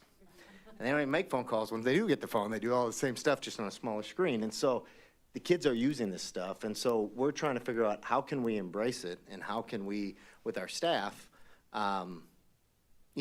get on the front end of it. And we don't want it to supplant teaching, but, I think the ability to have that personalized tutor, and it is that good on most things. You can, if you haven't used it, ask it questions. I was kidding around. I didn't understand how Bitcoin mining works, so I went into ChatGPT and said, explain to me how Bitcoin mining works like I'm 8 years old. And then it breaks it down as if they're explaining to an 8-year-old. And I said, well, now talk to me like I'm a senior in high school. And it gets a little bit more complex. And then I say, talk to me like I'm a grad student at MIT. And I couldn't really even follow it, but it will do these things. And we have to figure out a way to live with this stuff and to embrace it, because I really do worry. The districts that don't embrace it will be left behind. And as Rich said, the families that can will, because they'll do it on their own, because we've already seen that. That's how history has played out. People that have means and have resources will. So, go ahead. Mr. President, are we gonna be talking about this more just as a board before we start implementing anything like this, so we can have more conversation? Is this something that the board is gonna be asked to vote on to implement in the first place? Just, I feel like there's a lot of information being thrown in based off of the way the conversation is kind of in better, I don't mean this offensively, but feels like it's really being thrown at us, at least by me. It feels like it's really being pushed, and I just would like to have more board conversation about this before we talk about how we would implement this and I mean, is that where this was going Yeah, I mean, tonight? yeah, so this is kind of like a thought provoker. That's the whole reason that we're talking about tonight, because the board is going to have to set some guardrails on things, and that's over the course of the next, 4 to 6 months and things like that as we kind of work through it. And we're gonna have to, with our staff, they're gonna try new things out. We need them to try things out, because we have to also get a handle on where they need help.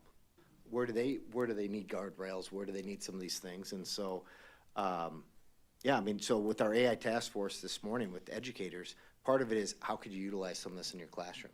How could you use an AI tool to help with X, Y, or Z? What does that look like? And we want them to try it out to see what it looks like, so we can start to say to the board, this is kind of what we're seeing, this is what we're getting, so that you guys can get real feedback, real things, not just, studies that may or may not apply. And so we can say, this is how it's helped. And we would expect that moving forward, you're gonna start to see people from the AI task force coming up and talking to the board about, this is how it helps me within my work, and this is, how we'd like to see things progress. Nick, what grades are we working on that in? K-12. Is it all the way K through 12? Yep. And I'm assuming that the curriculum providing companies, There's a lot of AI built in, it's built, a lot of it's built in to the curriculum and what we do. I mean, it's prompting, it's a variety of things. It's built into just about everything, and it's just becoming more and more prevalent, so. Mr. President? Yes.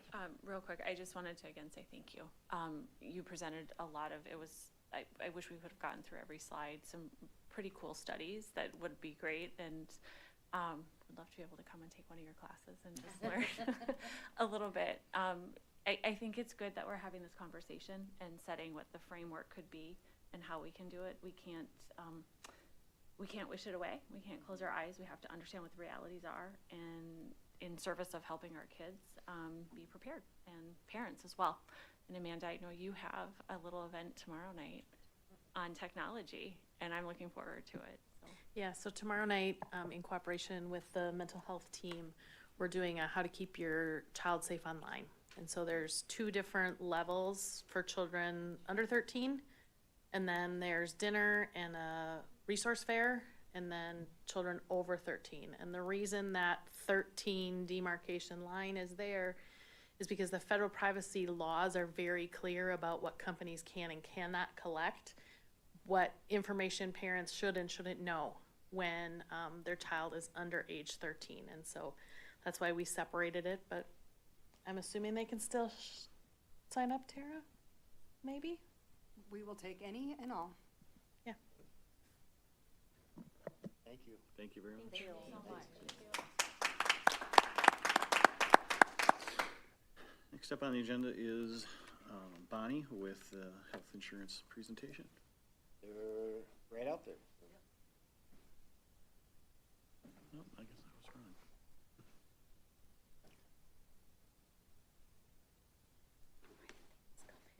I don't know.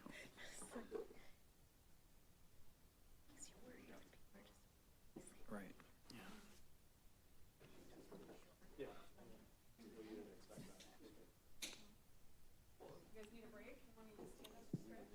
No, we're good. We get used to sitting on Mondays, So, we have Brandon and Alicia from Malaria Group. They met with you, I believe, January? Is that when you were here last? October, just seems, yeah. So over the last probably 4 months, we have spent a lot of time with them. We did receive our initial renewal with Health Partners, which they're gonna talk about, which was pretty high for us. So we started looking at alternatives, and our number 1 priority was to maintain the quality of our health insurance plan. So I think over the last few months, we've really drilled down to coming up with a nice proposal that gets us from a renewal that was in excess of 25% down to about 9%. It also provides really good coverage for our employee benefits. It will look different because we were trying to think outside of the box, but some really exciting news. So they're going to present that, and then we'll answer questions. Green is on. Green. Okay, there we go. I'm live now. Thank you for the time, appreciate it. Again, Brandon and Alicia with the Alair Group. So today, like Bonnie said, We will go talk through kind of what we're seeing for renewal projections, but just kind of as a refresher of where we were last time, as you can see on the screen here. So we do have a 3-year strategic roadmap. We've kind of been through the 2025 initiative so far. Today, we really wanted to focus on really 3 different areas. The first being partnership review in 2026, cost-saving strategies that we've been evaluating, and then lastly, the retirement, or I should say, the retiree plan eligibility. So before we move on to those, we're going to look at some plan performance and kind of where we're at year to date. So as you'll see from your screen here, this is the financial reporting for February of 2026. Couple things I want to note here is we like to break out the retirees versus the active employees. We're also looking at a PEPM, or a per employee per month claims analysis that we're doing here. We look at any rebates that the district might be getting back from your pharmacy.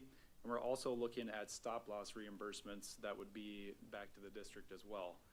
One thing to note on the stop-loss reimbursements from this last month, we did have, unfortunately, a pretty high month of claims, so there was a rather large stop-loss reimbursement. That's why you have that there.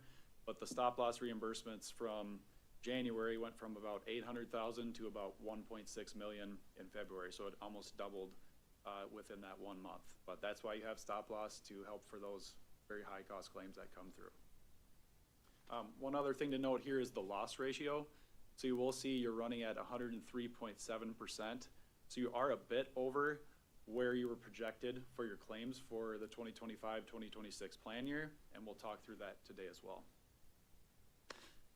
So talking through the loss ratio, the green line is going to indicate where your budget rates were for the 2025-2026 plan year. As you can see, every month besides January, you were running a bit over those budgeted rates, with the highest month being this last month, again, due to specifically a couple large claimants that came onto the plan.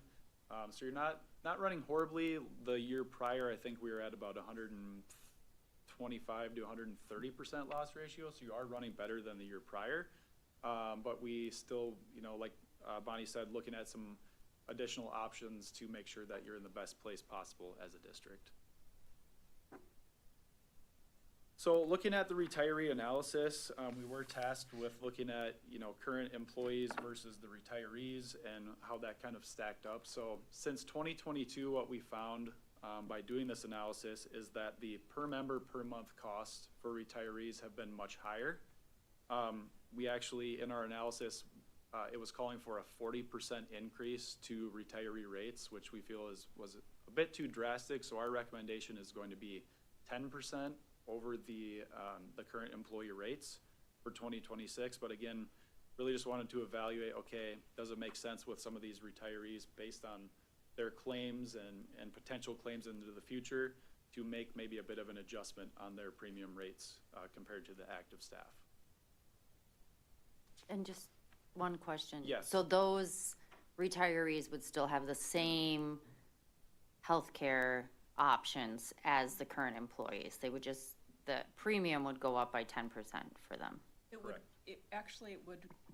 the recommendation is to separate the rates from active employees. So now you have 2 classes of premiums, and the recommendation is to differentiate those base premium, total premium, by 40%, because the equivalent of the claims performance is they're costing about 40% more than your regular active employees. So their premiums and their portion will be 10% higher than what active employees pay, whatever you land on for that, right? So if employees get a 10% increase, retirees would get 20, because they need to have a 10% difference between the two. Does that make sense? Yeah, the plan design, all the access and everything would be the exact same. Deductibles, all that. Yep, you're welcome. Mr. President. Yes. Just a quick question, and this is my own, just for my own knowledge, maybe others. Could you, so the retiree group, it's those employees are insured by the district in the gap between retirement and Medicare, so 66? Correct. Okay, Yeah. 65. Yep. In general, about what age, or how long is that time period? It's 8 year, at the most, it can be 8 years, 57 to 65. And so, but some of our retirees don't start taking it until, they don't retire till 58, 59, 60. So we did other analysis on top of just this, right, is to even evaluate, is it beneficial or is it harming the district's overall budget to have retirees on the plan at all? And what we've found is that the amount of premium that they're paying into the plan still allows the plan to not, it's not killing the plan to have them on there. So instead of, there are other public sector groups that are offering retiree plans that are sunsetting that program entirely because it's hitting their plan so drastically. And that's not quite the case here at this point with what we've found. So we think just differentiating that premium just a little bit to kind of get that, the budget in a better spot when you look at just this class by itself. Yep, and total members on that retiree are probably, or I should say, former employees, roughly 45. So it's not a huge population, that are on the plan for those retirees. And at Alara Group, we have a program called the Transitions Program that is very specifically intended to give retirees an opportunity to meet with an insurance agent to look at this plan and compare it to what's available in the marketplace. There's a lot of plans, programs, and subsidies that are available in the healthcare market that people can take advantage of. And there's a lot of times there's a perception that the district plan is the only option or the best option. That's not always the case. It just depends on how you use care and things like that. So that will be also available to them to just get counseling and things like that. Yeah, and Mr. one, President? oh, I'm sorry. Oh, sorry, Bonnie. I was just curious, and my question is actually for you, potentially. Of our retirees, what percentage actually come and take this? I understand the number is 43 right now, but of all of our retirees, do we have a sense, is that a quarter, is that 50%? So in 2000, I believe it was 2016, you restructured your retirement benefit. So there was 5 groups, and there's only 2 groups that were eligible for the benefit continuation. Okay, So one group, we've exhausted, those people have all retired, and then group 2 still allows people to stay on our benefit. Groups 3, 4, and 5 get money, but they don't stay on they have the option to stay on our plan, but they get money into an HSA. okay, So those people typically don't stay on our plan because it is so expensive. But of that group 2, that would be that 43. So typically, those people are rolling off our plan because they're not eligible anymore for that. okay. Does that make sense? Yes, I think I'm tracking how you're dividing. So they kind of sunsetted the nicer benefit Sure. based on higher date, and then the newer date, they just get money into an HSA, and then they can use it to use any benefit they want. Okay, so that group 2 is gradually becoming smaller. Correct. Great, thank Correct. you. Oh, I was gonna ask that, Claire. So the 5 groups, it's based on higher date. Correct. Okay, so eventually, these groups will completely phase out. Well, that's not totally accurate. So okay. what happens is the first 2 groups get a contribution to an HSA, health savings account, health retirement account, actually an HRA, health retirement account, at an equivalent amount to our premium. Okay, and there was group 1 and group 2, and it was tied to the premium. Then groups 3 through 5, it's a flat dollar amount. Okay, it goes into an HRA. Same way, they can choose whether you're in group 1, group 2, or group 3 if they want to use it to stay on our health insurance, or they can go buy other health insurance with it. And even groups 3, 4, and 5 could continue to be on our health insurance the way it's currently set up. It's just at whatever rate. And because they're getting a lesser amount, it's just not going to go as far. But so all of them are set up the same way. The step down has to do with the amount of money they get in retirement related to the benefit. Do you understand what I'm saying? So if all of a sudden, even somebody in group 1, they retire and they say, I'm not staying on the district's health insurance, we still put the same equivalent amount of money into an HRA form. And if, let's say, their spouse has a job, somewhere else has health insurance, that money stays in their HRA and they can use it for, let's say, Medicare Part B when they're 65 to age 90. It stays with them. It's just money given to them. So like what the Alara Group does is they will meet with our retirees and say, hey, your money that goes in this HRA might last a little longer if instead of staying on the district's plan, which is a very nice plan, but it's expensive, you could go into the marketplace, find a plan that meets your needs, and the premium's less. They still get, you know, they still there. We've never told them they can't stay on our plan yet. Some districts have. So some districts will say, if you take the early retirement benefit, which is the dollars towards the HRA, you can get it, but you can't stay on, you know, you can't stay on the plan. You have to go find your own insurance. So we could have people, the way it's structured right now, we get retirees on our plan indefinitely. We don't have anything that kicks them off. It's just they're getting less. Every group gets less towards retirement as we phased out. And that was done in 2013 or 14, right post Act 10, I believe. Scott probably remembers the date when they did it. But it was before I got here. And that's, you know, and they phased it out, basically started with people that were, you know, 50 and older, and then it was 45, and then they worked their way down with higher. So.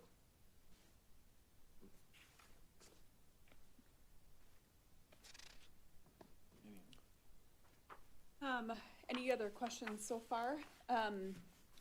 One of the other, you know, tasks that Brandon had mentioned is specific to cost-saving solutions. That where are the areas of impact that we can really influence to reduce the cost? Because at the end of the day, as a self-funded plan sponsor, the largest amount of out-the-door expense is in claims.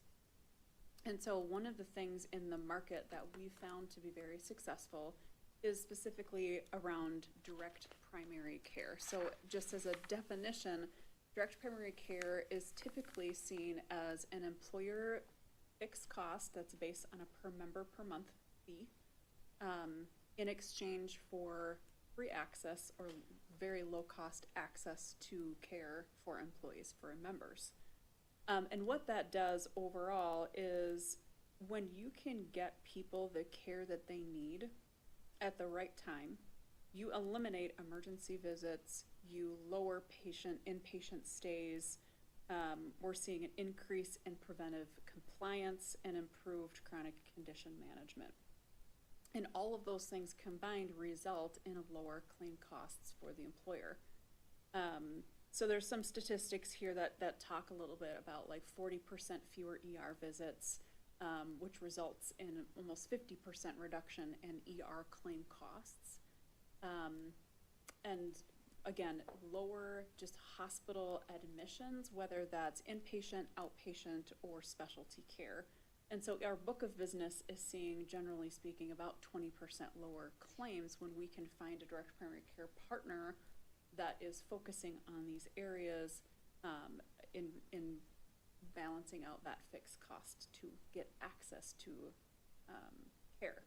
So because direct primary care kind of removes that friction at the front door of care, when employees access primary care quickly, you know, they stop defaulting to things like ER for primary care. They're creating a very strong or stronger relationship with a provider, which then lends to all of those things like better chronic condition management, better adherence to medications and treatment therapies and those types of things. Sorry. So, I mean, just reading lower ER visits, hospital admissions, that also makes me think it's not just saving costs, but it's also improving health outcomes for employees at the same time, you know, it's. Yeah, 100%. Because right. folks aren't ending up in the hospital as much and. Getting their yeah. preventive care more frequently, they're getting early diagnosis or diabetes is a great example. If you're adhering to the medications, taking them on time, getting your A1Cs checked regularly and under the care of a physician, you're avoiding complications down the road that are very, very costly. So we did an evaluation of several direct primary care members, and Brandon's going to kind of run through those results. Yeah, so we really looked at 4 different options, narrowed down to 3 as you'll see on your screen here. So we met with all these primary care providers, Reform Medicine, Inovia, and Hudson Physicians. The first 2, Reform Medicine and Inovia, are kind of like what Alicia said, a very common direct primary care model. You're paying a PM cost per member per month fee. You're getting access to pretty much direct primary care. You know, labs, vaccines, imaging, all those different things are pass-through services. Hudson Physicians, a little bit different, kind of more of a hybrid model because they already have the facilities set up down the road, as you know. They also include urgent care and some different pieces, direct contracting that are not necessarily there for Reform Medicine in Innovia. So we really liked what they had to offer with Hudson Physicians. Just the fact that they are so close to the district. They're right down the road, the access. We have several people who use their services right now who've talked about how quickly they can get in, whether that's same day, next day appointments. Again, the direct contracting, which we'll talk about in our next slides here, could create some significant savings to the district over time. Can I just ask Yeah. quickly, Reform Medicine and Innovia, I haven't heard of them. Are they, their actual clinics in this area? Yeah, so Reform Medicine has a pretty decent presence here in Hudson. The county across the street uses them as their clinic. They have a space at their building. There's also a building in Baldwin. They just opened a clinic, Menominee, some other places. So they've been in the business, I think 15 years or so. Innovia has a stronger presence on the east side of the state and are trying to really develop some more market presence over here on this side. Also been around for a long time. Yep. And they have a location, Menominee would be their closest. Yep. We have, sorry, I was just gonna say, we have partnerships with different school districts or businesses with both of these, Innovia and Reform, so they do a great job. It's just, you're in a unique situation with Hudson Physicians being so close and all the different providers that they already have established. It's a really unique opportunity. Did you have a question? I'm sorry. Yeah, what does DME mean under pass-through services for Hudson Physicians? Yeah, durable medical equipment. It's like crutches or, Yeah. yeah, Yep. that type of stuff. Yeah. I think one of the things to really also consider when you're evaluating direct primary care is the way to get the most out of the dollars, the deepest cost savings, is very critically dependent on utilization, right? So if you're paying a fixed cost that's per member per month, and you only have about 20% of your population going, the ROI is just not gonna be there. So utilization is really, really critical. And when you think about these three options, you have utilization built into the Hudson Physician model already because people are already going to Hudson. Whereas in Reform and Innovia, you're starting at zero and asking people to change and adjust their care habits, right, where they're going. And that was a huge part of the consideration. So just looking at the services included with Hudson Physicians, and this is not a full list, but some important pieces on here. So from your per member per month access fee that the district would be paying, that's including preventive wellness, acute care, urgent care, injury care. So all those would be included for free to employees and their family members for seeking care. They also have the pass-through costs, which would include the lab services, vaccines, that durable medical equipment like we talked about. There's also a pharmacy discount program that they would offer, and then also occupational health services. Beyond that, they would also have this is kind of the direct contracting that we talked about. They'd have a discount, 20% off market value for imaging, so x-rays, ultrasounds, MRIs, CT, DEXA scans. They'd also have that contract with TCO, or Twin Cities Orthopedics, for office visits, surgeries, any type of physical therapy as well. And then Minji for digestive health, so they'd have a colonoscopy package with that. And then you can see some of the lab services at the bottom that doesn't include everything in their labs that they have for that pass-through cost. So quite a bit of access that they would allow for folks, whether that's free, most of it would be free to employees or the members. And kind of like Alicia was saying, the more that we can get folks to get in and be seen, the better healthcare outcomes that we would have overall, and also just hopefully reducing that spend over time with any chronic conditions and things like that might be taking place. A couple things on the imaging. So a couple things on the imaging pieces. So can you speak to the market value versus, let's say, hospital costs? Like, for example, one of the things that was brought up to us was, you get an MRI at the hospital, you're talking $4,000, you know, $3,000 or $4,000 for an MRI. You get it done at market rate at a standalone facility, it's more like $800 or $900, but then they'd even give us 20% off of that. Yeah, So, you know, instead of paying $4,000 for an MRI on our plan, we'd be paying more like $650, you know, for some of this stuff. And so when you start to look at that, those are huge dollar savings for us. So we have to, as part of the plan, would be to incentivize people to go there. I mean, people still have access if they, you know, found a term and they want to get it done at the hospital, but it might be that there's now going to need to be a copay if they go somewhere other than that. Whereas if they get it done in Hudson Physicians, our goal is going to be to try to drive as much to this, because we're paying, whether somebody uses it or not, we're paying per member per month, a flat fee, whether they use it or not. So the other thing that was interesting about this, part of why we're looking at this, is it includes urgent care, which I believe they have from 7 a.m. until 9 p.m., 7 days a week, 365 days a year. So that's also included at per member per month cost, so there's no additional cost for us. That, and the other piece that we talked to them about is the, I don't know, they call it the Walmart 100 or whatever it is, you know, where there's the 100 drugs you can get for $4 at Walmart or whatever it is, wanting to include those in the appointment. So for example, you go in, I think about my kids, they go in, they have an ear infection, it's 8 o'clock at night, and all of a sudden they need amoxicillin.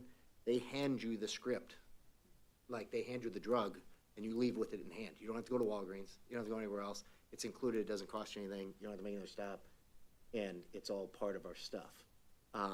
For like kind of the most common, you know, really low cost items. So trying to make it easier for our staff, but also drive our cost down on some of the stuff. And I think, what do we say, 65% of our members, so not just staff, you gotta think of them as family members also, currently have doctored at Hudson Physicians. Right. So we're starting with a pretty high, built in. Yeah, so if you go to 65%. the next slide, actually, there, so if we look at your top, facilities where folks are doctoring at, Hudson Physician is number 1 in 2025, and they continue to be in 2026. So we would imagine that utilization would continue, and hopefully would get more people to buy in and say, hey, I'm gonna go here and get my physical for free, or go get my kid checked for free, right? So we know that that will continue and hopefully continue to drive the spend lower and lower. The other thing is they are giving a significant amount of money off of that PM spend to help incentivize people to get in that first year. I think it was like $90,000 that they were going to contribute back to the district to get folks to go in and get their, you know, first checkup with Hudson Physicians if they haven't been there before. Mr. President? I'm wondering if we offer any sort of telehealth or like a search engine where they can go in and find out what a prescription, where they could get it at the lowest cost. I know I use that a lot for my own family. Is that something? So under the Health Partners model, that's your administrator right now. You can go into a cost estimator tool to get some of that information currently. It is, I would say, more accurate in the pharmacy space, where you can say, I need an amoxicillin or lisinopril or whatever it is, and it will show you different price models for different pharmacies, and you can adjust where you're getting it. So in Hudson's model, they do have access to reduced pharmacy pricing. And so, you know, this plan design and program that we're trying to put together, we'll do it a little bit differently and give access to your members or employees' families for no cost at all. If you get your stuff filled here, you will pay nothing. And you know, when we go to that other slide, the services included wellness, preventive care, injury, those things. That is $0 to employees. That's a huge, Bonnie said at the beginning, our focus here is reduce plan costs while maintaining a very high quality benefit. This is a great message to employees that they get free access to care. So the pass-through costs are the things that people are getting for free. They're paying nothing for themselves. The per member per month is covering that? Go back a slide.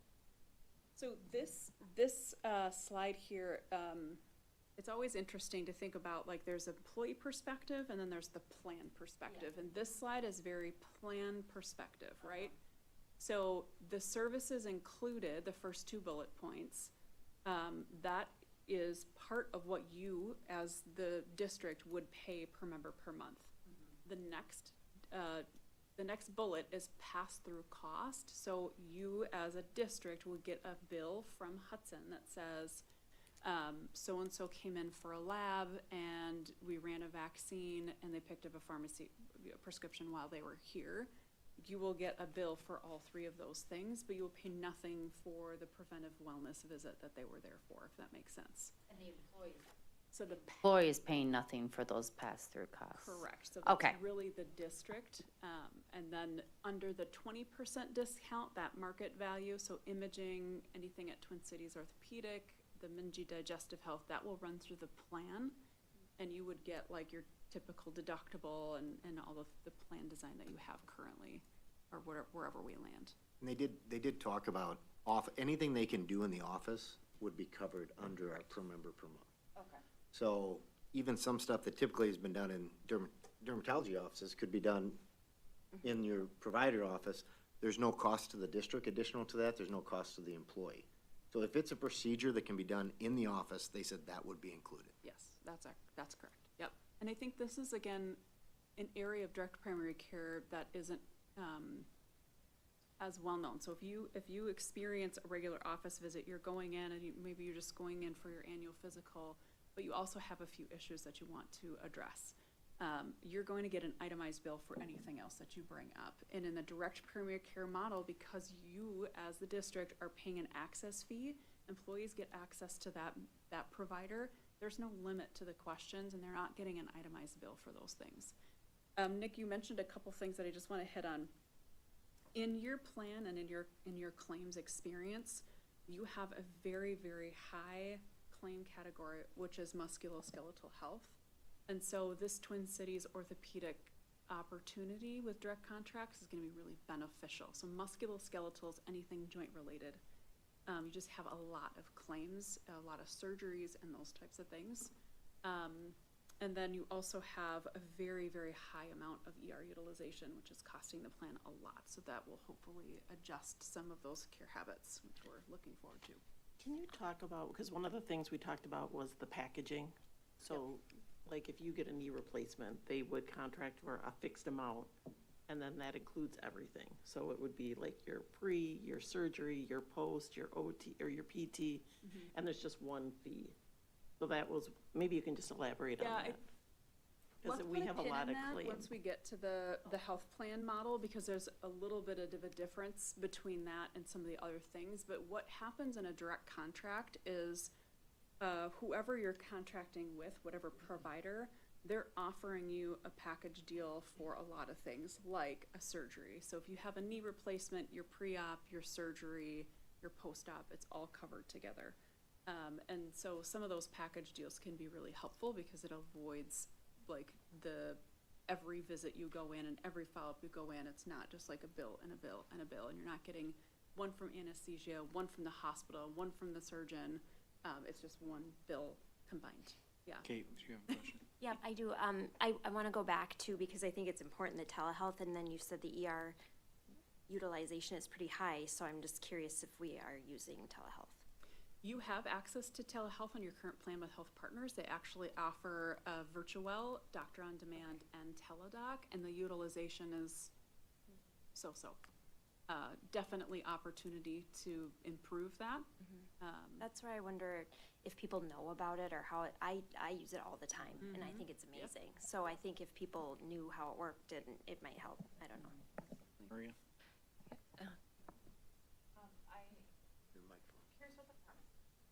Microphone. Sorry, curious about the pharmacy.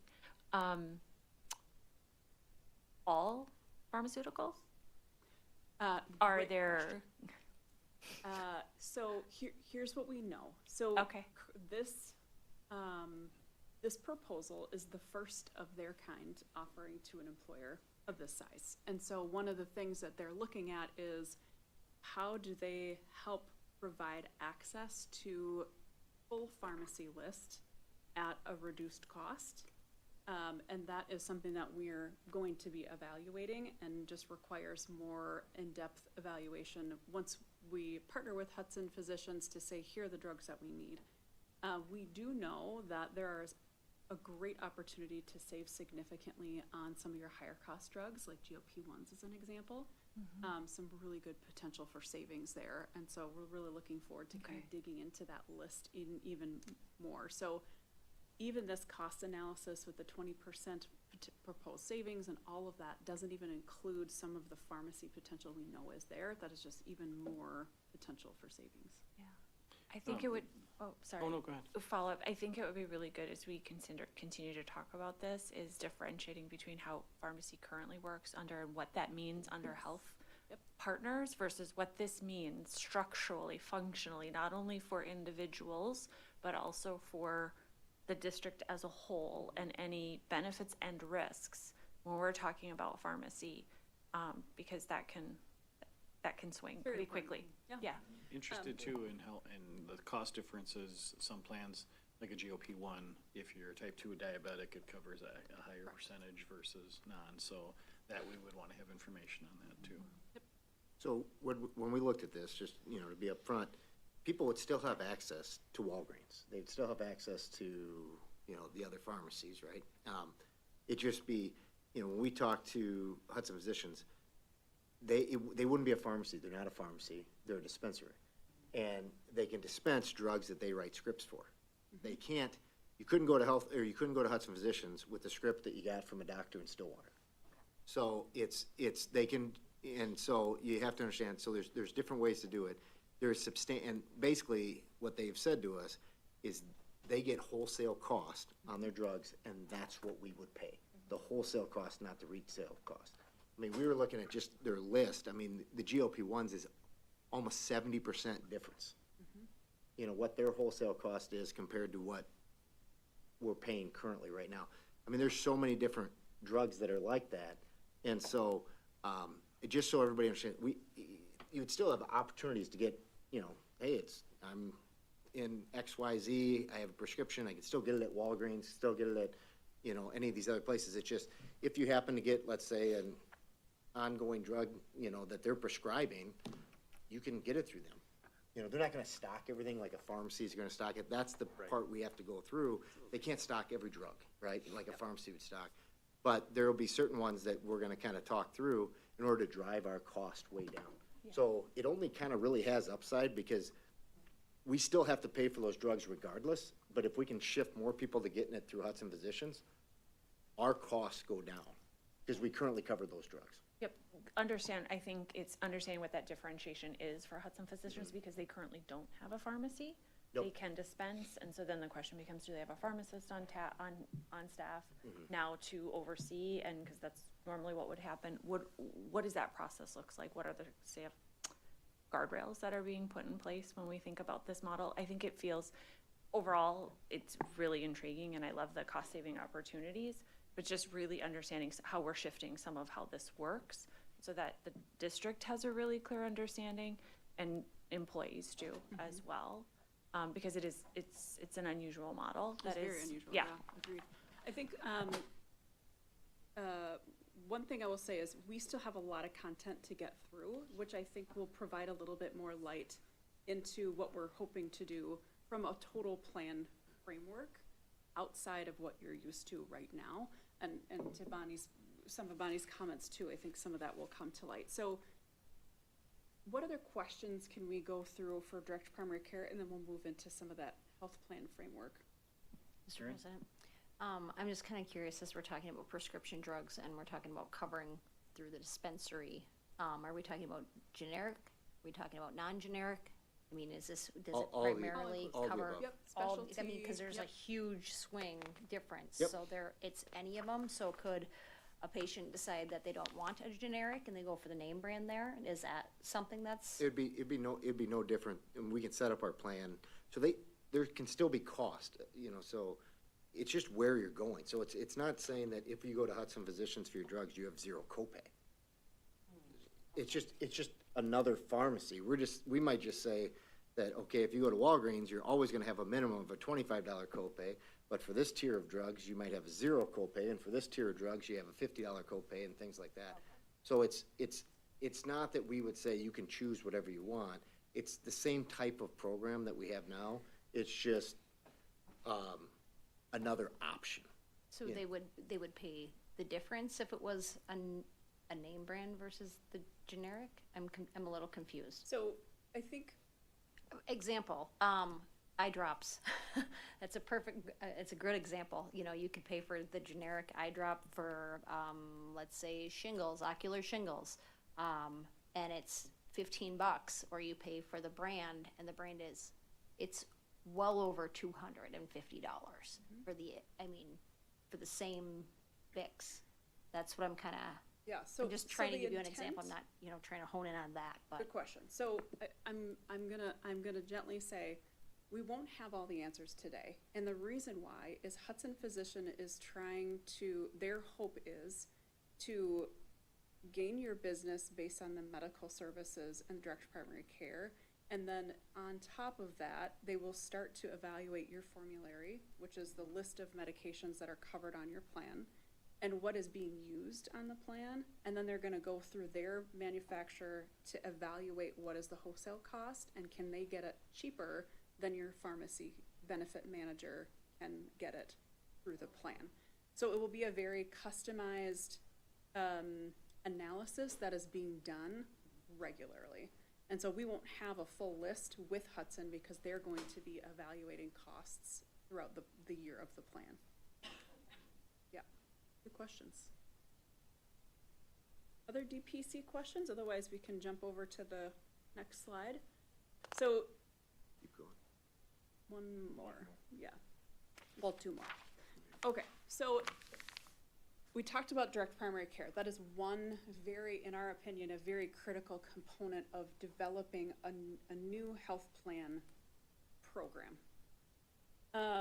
Another evaluation that we were tasked to do was to consider what partners you're using now and vetting them for the best in class, and figuring out what other things are available to you relative to cost savings and improved employee experience. So when you're self-funded, there's a decision that you need to make about who's managing your health plan.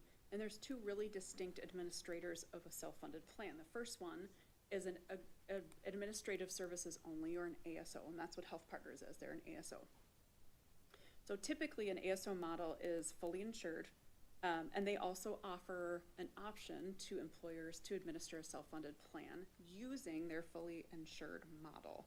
So you use typically their stop-loss carrier, their pharmacy benefit manager, and all of their case management for services and their network. Cost for an ASO administrator, you pay a per employee per month fee for that administration. It is usually pretty close to a TPA model. Sometimes they'll offset some of those costs if they can retain the rebates, those types of things. In a TPA or third-party administrator, the only thing a TPA does is manage self-funded plans. They don't engage in cost savings vendors or partners within their framework. They allow you to vet those and evaluate what you want to do to plug in the pharmacy benefit manager, the network, the stop-loss carrier. They're very flexible and agnostic in terms of solutions within the plan framework. The cost for a TPA varies widely across TPAs, which just gives us more flexibility to negotiate for the best plan option you have. So the next two slides are evaluating two options for the district to kind of consider. One is using your current plan model and changes that we can make within the current framework of your plan. And the other one is an TPA that is unbundling basically your entire plan and creating a framework of a plan that is very different than what you would typically see, deploying a lot of different solutions that gives us really a greater cost savings with it exchanged to some employee disruption, meaning they need to learn new who's on my member ID, and who do I call for pharmacy questions, and those types of things. The other solution is using health partners. Again, there's less disruption, but not as deep savings as we've found to be true in the unbundled example. So let's dig into this. There's a lot on this slide, and so I'm gonna try really hard to start high level, and then we can dig into some details. So this first plan is an unbundled program. We call it the Thrive Collaborative. It is basically a community-owned health plan that really is designed to provide an alternative to the current care system that's driving an increased cost to decrease overall health costs, if that makes sense. So we're deploying different strategies and models to kind of get you to the best cost savings. So this unbundled approach is really vetting vendor solutions, targeting plan savings, and better employee outcomes. This works really well within the framework of the direct primary care because we layer that into your plan framework. Some of the bigger items that I would point you to is the third-party administrator. Their name is Prairie States. So the employee really impact is just learning a new provider in terms of like who's on your member card, member services, those types of things. The pharmacy solution would be Third Gen RX. Their model is very, very focused on identifying programs in the market that either waive entirely the cost of pharmacy for specialty drugs or reduce costs. They do that through patient assistance programs, manufacturing coupons, and those types of things. We added in here the, excuse me, pharmacy program with Hudson Physicians. Again, no cost prescription with Hudson's program using their wholesale cost. Including GLP-1s that we know of for right now. Your stop loss would be with Berkeley, and that's really no impact to employees. They don't really see that. That's kind of something that happens behind the scenes. Another really big area of impact that we've identified some pretty significant savings is your network. So currently in your framework with health partners, they have their own network, and that is the network that you have access to. But what we've found is in an unbundled model, a network works very different. So currently in your current plan, a network is just literally a list of providers you can either go to or not go to. They're either in network or they're out of network. And in this model, you're really leaning on several networks that are negotiating the price with providers. And that's what all networks do. So they not only just give you a list, but in order for a provider to be on that list, the network says, we'll let you be on the list, but here's the pricing that we want you to agree to. So we found networks that are giving you really deep, deep discounts, and to Bonnie's point of view, also bundled contracts within the framework of that network that say, we want to bundle knee replacements, we don't want to itemize all these things differently and pull those out. So you have Alliance and First Health are the two main networks. Alliance has really, really strong discounts in Western Wisconsin, and Wisconsin in general. First Health is a more national-based network that has really good pricing as it compares to the Health Partners network. And then you have EHCW, which is specifically a direct contract organization. That's all they do, is just go to providers and identify areas of direct contract opportunity. So the EHCW has contracts for things like knee replacements, hip replacements, arthroscopy, baby delivery, a lot of those inpatient stays. So lots of opportunity there.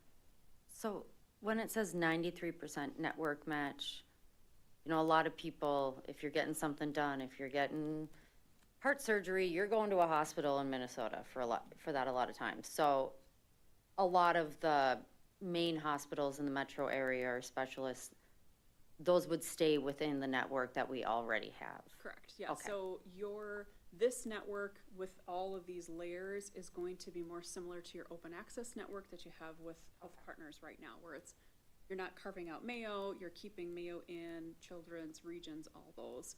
The 7%, so that 93% network match is saying, based on all the providers that are covered, what is the match to current? The 7 that are not covered, a lot of times, I would say Out of the 7%, probably 6% are like smaller, like physical therapists or chiropractors. That can happen a lot.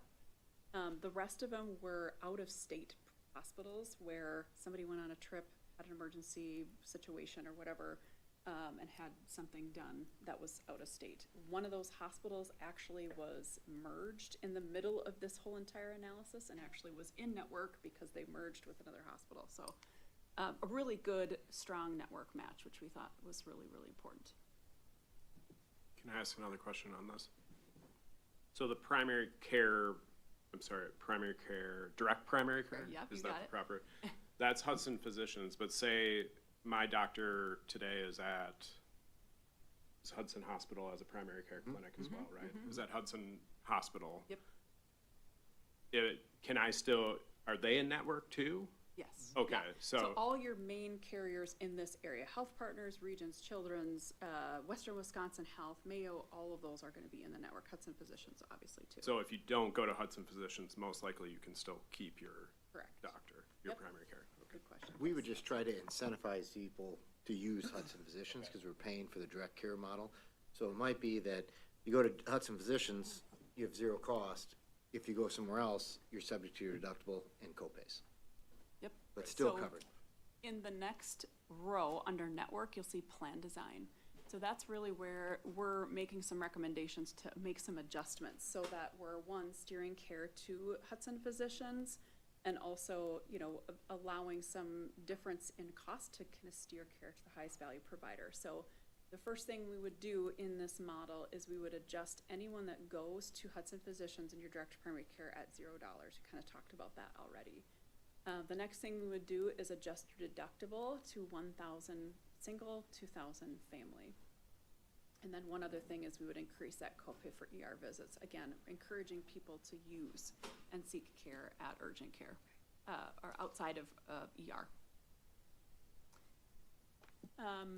Couple other things I would just mention.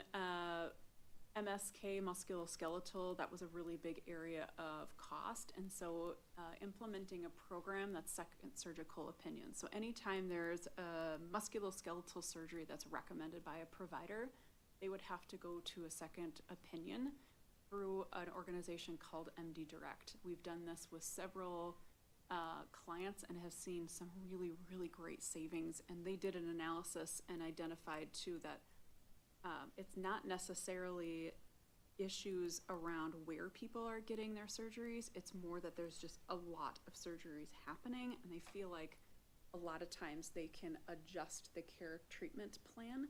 And in fact, their proposal says 70% of the time they have physicians that change their treatment plan based on the advice that they provide. So this would be a mandatory adjustment to the plan that just says if you need surgery, we just need you to get a second opinion with MD Direct. It is very easy. It's all virtual. They get all the records and just have a virtual meeting. The member doesn't have to take any recommendation. They're just asked to have the visit. Most people are there saying, actually you don't need surgery. Maybe just an injection could help. They're thrilled with that information. No one wants to go under if they don't have to. So that's most of this plan model.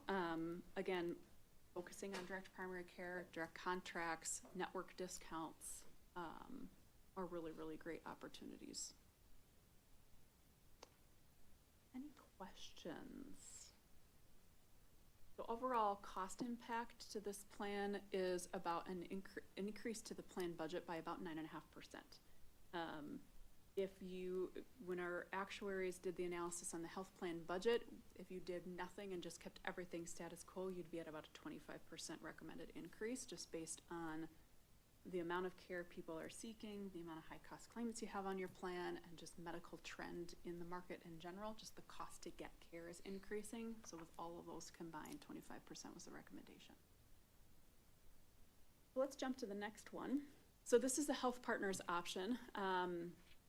So Health Partners does have a lot of different solutions that you can deploy within their own framework. One of them is specific to the pharmacy with an organization they work with called Paid Health. They also evaluate things like patient assistance, manufacturer coupons, those types of things. Not quite as robust as we've seen Third Gen Rx do. Third Gen Rx also adds international sourcing of medication, so getting the same FDA-approved medication from Canada can be a huge cost savings to your plan. And Paid Health doesn't do that one that we know of at this time. You can still implement and layer in that pharmacy program and direct primary care with Hudson Physician within the Health Partners model. We would still deploy the same plan design. So direct primary care would be $0, increasing that deductible, adjust the copay for ER visits. Leveraging direct primary care with Hudson Physicians, and then gaining access to that wholesale pricing, discounted pricing with TCO and Minji. The second surgical opinion would work a little bit differently in that Health Partners doesn't have the ability to make that mandatory, so it would just be optional. So it would just be an optional, if you need surgery, we always encourage a second opinion. The district is paying on your behalf an opportunity to have a second opinion virtually. Not quite as deep of cost savings in that area, because a lot of people just take the advice of their trusted provider, which is understandable. And then the last item under the disease management is there's a lot of different programs within the Health Partners framework that will help do added care management through for chronic disease, pregnancy, and cancer. And so those are a couple of other things that we would implement if you chose to stay with Health Partners. Bonnie or Nick, could we talk just for people watching probably, the 9.5%, what that is for our district versus 23%? I mean, as far as total cost. Sure, so I did 20, so the 9% would be 1.3 million increase, and the 26 would be 3.9. Sorry, I didn't do 23. Thank you. I can do it real quick. Okay, I wasn't sure if you're still going, Bonnie, sorry, I didn't want to interrupt. I'm looking. So Hudson Physicians, it sounds like this is a new kind of thing that they've done in general, which is exciting. What happens if at the end of the plan year, they say this didn't work out? I mean, have they offered a contract of years, or how Great would question. that work? Two things. One is they are asking for a 3-year agreement, but they also said that they would allow you to get out of the contract as long as you give them a 90-day notice. Their response to that is, we don't want to hold you hostage. We want this to be a great community partnership. And don't want to lock anyone to anything. They also offered some performance guarantees, which I think is really, really helpful. Those performance guarantees are really specifically about care, utilization, increased screenings for preventive care, and those types of things to really, give them some skin in the game too, to say we're here to do better and make an impact on your population, and we'll put some of our fees at risk if we don't meet some of those performance guarantees, which is great. And Bob, so the 23% would be 3.4 million. Thank you. I didn't mean to put you on the spot. Nope, that's right. She was ready. Yeah. One of the other things we talked about was that we really wanted to talk about employee experience. Like, just because we're saving money, we don't want to be like, oh, here's our bargain basement. So we really asked all of the providers that came in, what metrics do you use for quality? So we want them to go to the lowest cost but highest quality positions. I don't know if you want to elaborate on that a little bit, because you talked a lot about that with us. You mean just for direct primary care, or just the plan? The plan. Yeah, so we go back one slide. So, I think in the Health Partners model, there's not as much to compare, because this is what employees are familiar with, they're comfortable, no one loves change. So this one is going to be a little bit more disruptive in terms of change, right? But I think what we're finding is when there is a really good relationship with a direct primary care provider, and there's no cost barrier, that is a really big adjustment to the entire plan, and can be a very, very great experience for employees. And so, to Bonnie's point, in this unbundled program, we really tried to be specific on some of the disruption that an employee may feel. So an example of that is in the pharmacy model, with their Generacs, there will be a requirement for members who are on specialty medications to engage with their Generacs differently than they would with Health Partners. And what I mean by that is, in Health Partners model, you have a prescription, you go to the pharmacy, and it either falls into a copay 1, 2, or 3, or it's just a specialty drug and it's filled and you call it a day. Within the framework of the pharmacy benefit manager with Health Partners, they're evaluating if there's a biosimilar available and those types of things. They'll make some adjustments, but for the most part, they just fill the drug as written. In the third Generex model, this pharmacy benefit manager is really adjusting and looking out into the market for programs. And a lot of those programs, again, like I said, will eliminate the cost entirely through manufacturer programs or patient assistance programs, but they require paperwork to submit to the manufacturer. And so employees will have to engage with that process and take calls from their Generacs. It will help them. They're very helpful. They're very friendly. But they will have to engage, and sometimes that can just rub some employees the wrong way. But this is really going to be maybe 10 to 15% of your total population on a specialty drug. So for the most part, they're going to see the same experience they do. They go to the pharmacy, they get a generic drug, it's the generic pricing, they go on their merry way. I'm just reading through the employee disruption to things to think about. We talked about the employee experience for second opinions. This is usually really well received and they get great feedback because employees are being provided alternate methods to get care. And you know, when someone says you don't need surgery, they're usually pretty happy about that, which is great. I think under Prairie States, the administrator for the plan, they have a very targeted program with their, they call it the 5-star program, which is a concierge unit that really helps drive people to that high value provider. So Nick kind of alluded to the market currently has this huge disparity in cost around MRIs and colonoscopies and knee replacements and hip replacements. We just recently saw some data that there's a knee replacement in a population for 25,000 and within the same year at another facility, 49,000. You can't tell me that those knee replacements were that different, that they would be double the price. How do people find that? And Kate, you had asked that question earlier, is where do I go to find that? And Prairie States does a phenomenal job of helping members really gain access to a little bit more transparent in cost. But also high quality, right? So they're evaluating things like reentry, infection rates, bedside manner, employee experience to really give people a better option and opportunity to not just reduce their own out-of-pocket expense, but have a good experience. The other thing about Prairie States, we had a webinar or a meeting with them last weekend. We will have a dedicated person for our plan.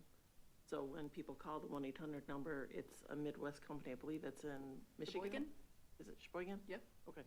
And they call and we would have a dedicated person. So they're not going to a phone bank. They're going to somebody that's dedicated to our plan. A very small care team, which is great. Yeah. You guys aren't voting on this tonight. We just want to give you the information and why we're making some of the changes we're making. We're trying to be proactive in everything that we're doing, and we think we have some opportunities here to both protect the district financially, but also maintain the same level of benefits that our staff are used to. And so this has been an ongoing project that we've been working on for about 7 months, 6, 7 months. This is kind of the culmination of it. You know, I think their next slide talks a little bit about the timeline, but essentially we'll probably be asking for board approval coming up here in the first part of April. When I say first part, I mean the meeting coming up in April, so that we can be ready to go for our open enrollment period, which is in May of this coming year. And we'll be running this past our TAC committee coming up? Yeah, well, I mean, we'll be sharing it with them, yes. One question. Would this still have the 2 different tiers that we implemented last year? No. So under, Okay. That's a great question. I'm glad you brought that up. Sorry. We asked Health Partners to give us an analysis of how did this strategy that you implemented last year impact you financially. We weren't really able to get some quality data from Health Partners to say. Some of that isn't necessarily a lack of ability. It's more if you have people that are merging to one network versus the other, and there's a high-cost claimant that throws the numbers off a little bit. We also know that there was a couple of people who enrolled in the Achieve Network but still went out of network to Mayo to get care because they needed that. And so that threw off the data a little bit too. So I don't know that that strategy really did a lot. And so if you stayed with Health Partners, we may reevaluate that strategy. In the unbundled TPA program, there is no carving out of any provider. That's that network match. We matched it to the open access network. So then which of the two costs would see the increases off of it? The lower cost? Both of them would. So this would be a 10% increase off the open access cost.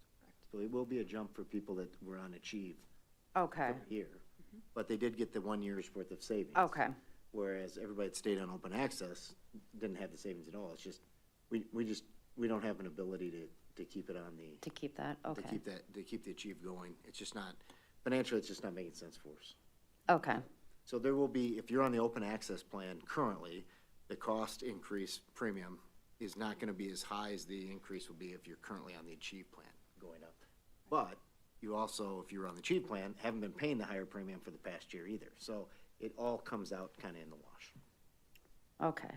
And then, thank you to Bonnie, Nick, and you guys for all the work that you're doing. All of this is very confusing for It's a folks who lot. don't work in healthcare, so Sorry. thanks for thanks for answering the many questions, because I'm like, what is this acronym and what does this even mean? So I appreciate all the answers. Good. Thank you very much for coming. All right. Appreciate Thanks, it. Thank everybody. you. A lot of information. Next up, Mr. Mohan, with the athletic code of conduct.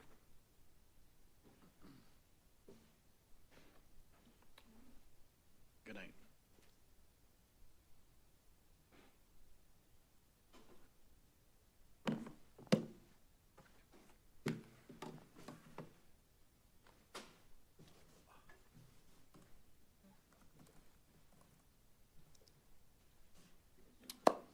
All right. We'll keep it running for you guys and try and keep things efficient, but certainly appreciate you having us in. I've got two main focuses here, and what is linked is the draft of the Code of Conduct, which we've been working quite a bit on. But up front, I kind of just want to map out what I want to talk through, what I want to share, and certainly, as always, open dialogue, questions. Want to make sure this group has questions answered, and if whatever we can't answer tonight, something we want to look into, more than willing to do that as well. One thing I do want to preface is, I strive, and I know Mr. Ballard's the same way, to put our district in the best possible position at all times, knowing things aren't perfect. When there is an opportunity to improve, absolutely going to dig in and do that. I hope you hear a lot of that tonight. Some things are related to, hazing incident we had in the fall. Some things are related to natural growth that I try to, maintain and implement on an annual basis. So I'm going to use the front end of the opportunity to kind of bring you along with a few initiatives that really aren't associated with that I think are good for awareness. And some of those do, support some of the change. And then certainly we'll end with, the Code of Conduct, more at a review level, more at a high level. You've had an opportunity to look it over. So I wanted to spend and utilize your time more for dialogue versus me, talking at you in that aspect. So I'll start with the department initiatives. Three really that I'm very excited about. The first one stemmed from, I've done work, and many of you have probably heard of the group AMP, Athletes Making Progress. We're gonna do a little bit of a rebrand, and the rebrand is SALT, Student Athlete Leadership Team. I saw it at the national conference, but even before that, last year, the WIA created a student athlete leadership team at the state level. We actually had one of our Hudson High School students apply to be in it. Unfortunately, very competitive. I don't remember how many are selected, but I think it was somewhere around 16 total kids in the state, balanced across regions. So as you can imagine, that's a tough one to get onto. But one area and opportunity I thought would be helpful is just aligning with that brand. It's a nationally recognized brand, not only at the state level, but at the NFHS, which is our national federation. But then also looks good on resumes, and trying to provide opportunities for kids to get involved in student leadership is a huge passion of mine. And I know, when you look at success across in the classroom, out of the classroom, a lot of it involves student voice. And when we can foster that, I think we're gonna do a lot of great things together. The purpose of this group specifically is just advocation, representation from the goal being every single team and genders and balanced what that looks like, how many kids per team. I've got 4 initial students that I'm working with to establish those.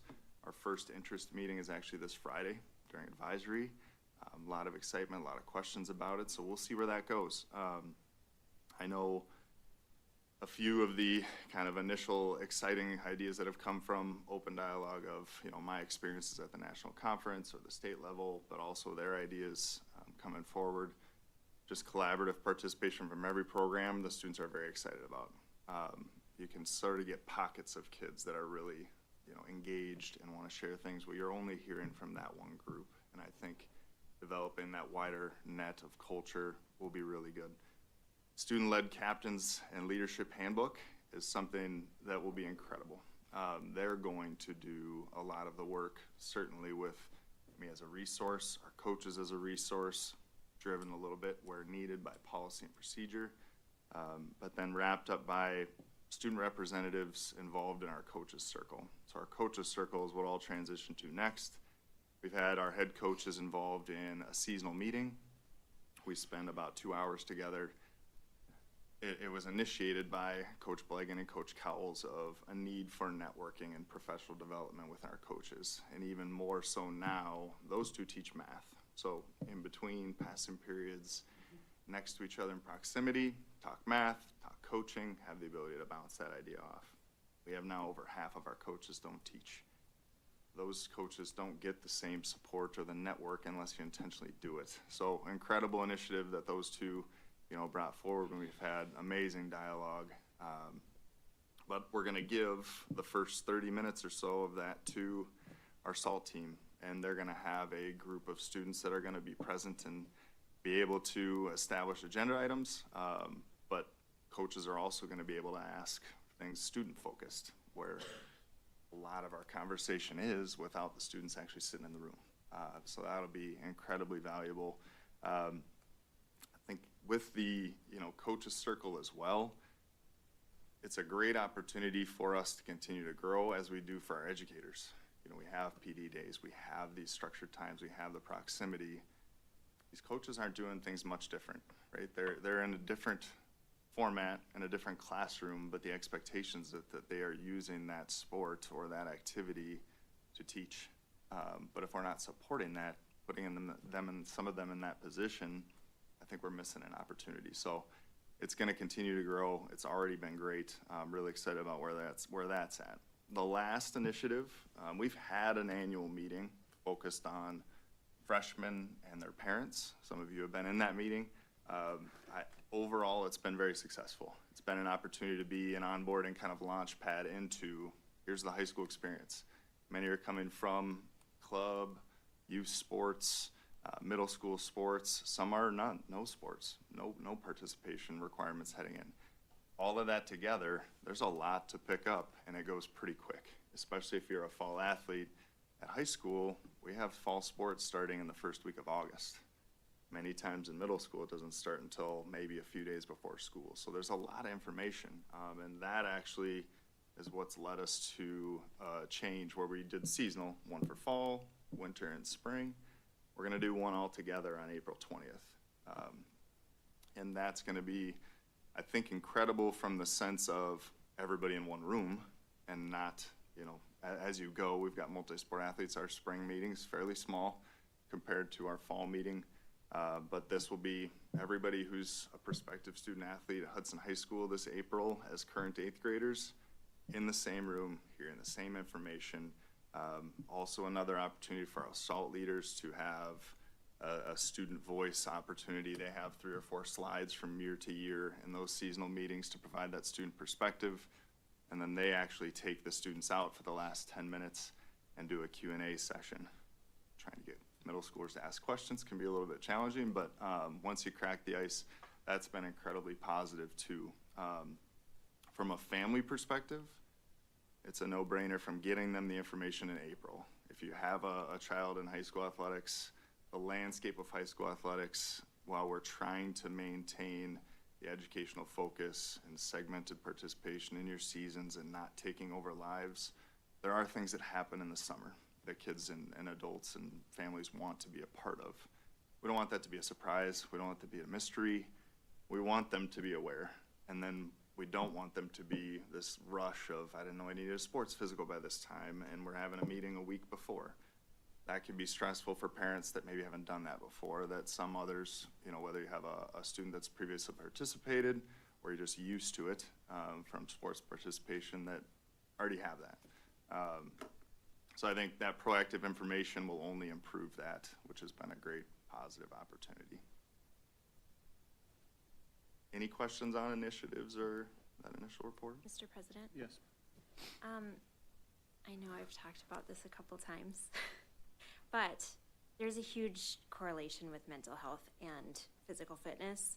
And I'd love to see, maybe these SALT leaders are gonna be too busy, but I'd love to see some sort of initiative to invite kids in that are not necessarily an athlete.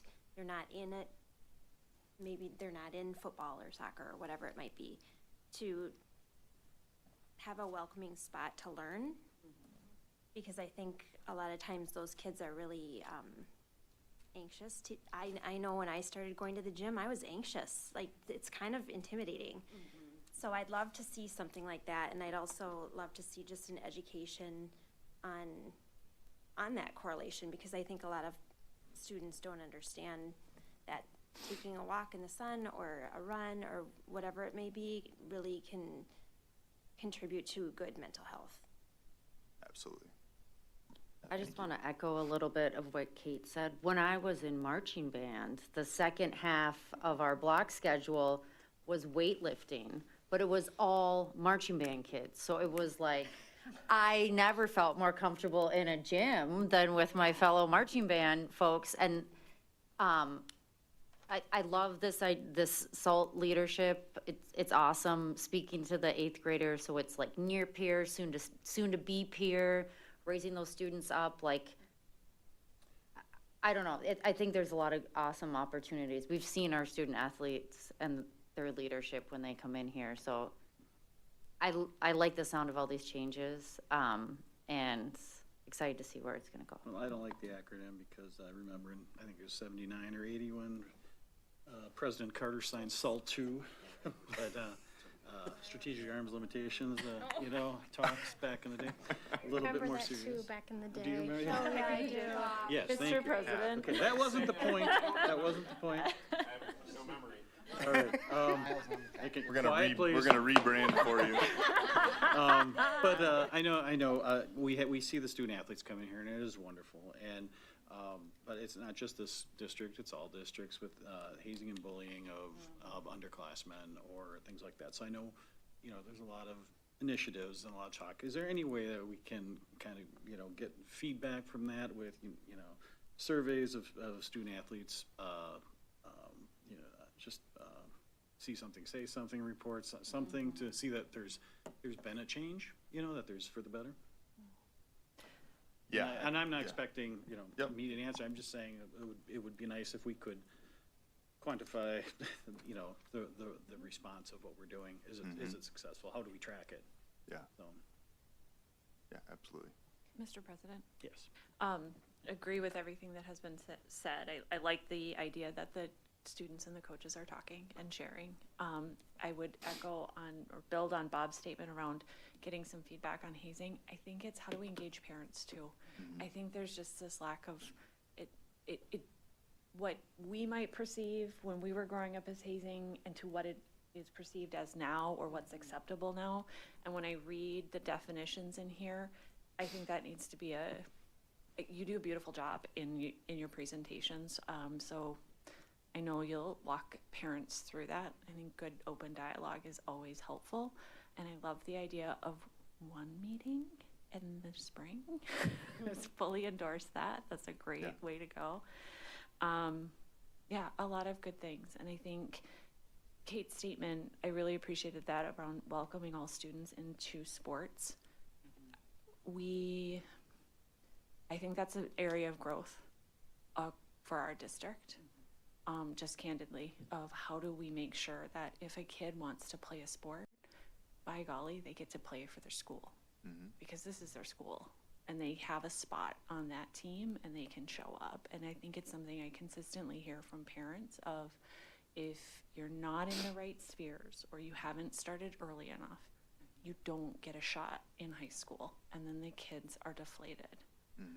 And it's a tough thing to crack, and you can't do it alone, and this is absolutely not on any individual. It's as a community, how do we do this? Yep.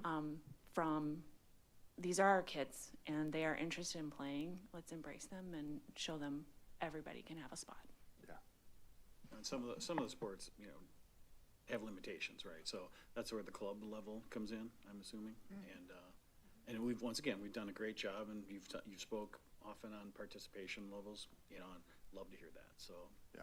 love to keep hearing that. Yeah, and I just want to speak to that part, Marie. I mean, it's a passion of mine. I appreciate the collaborative support and the ideas from the board about how do we open that up and make that warm and welcoming. It is intimidating. If you've not played a sport or not been in a weight room and you show up to that first day of tryouts and you're standing next to a student that's done year-round whatever, and they have the resources to do that, you've got all these things melding into one.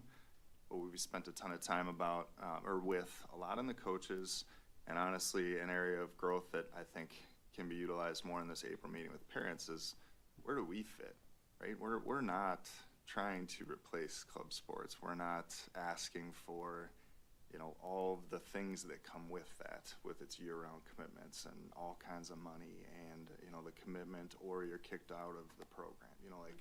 That's not where high school and just school-based athletics fits.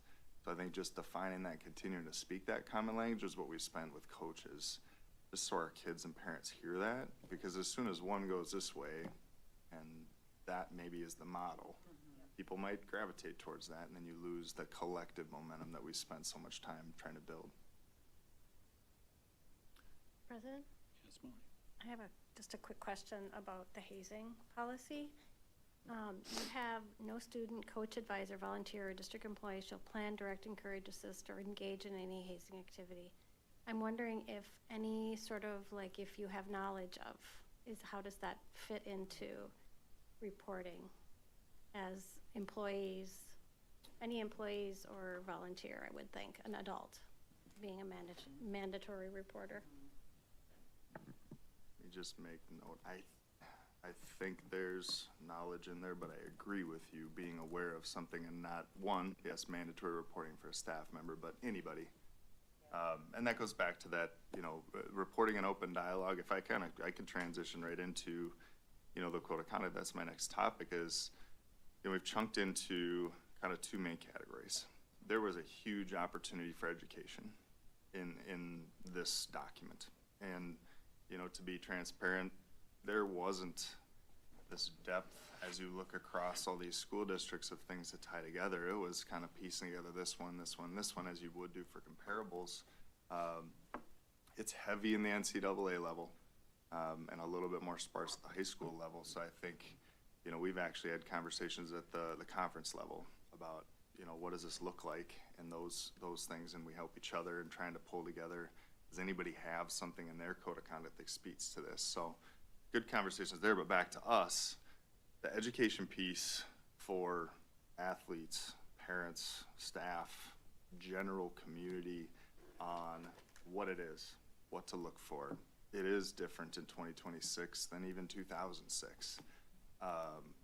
Some of the things that were maybe tabbed okay or glossed over or just a part of how things used to go just aren't okay.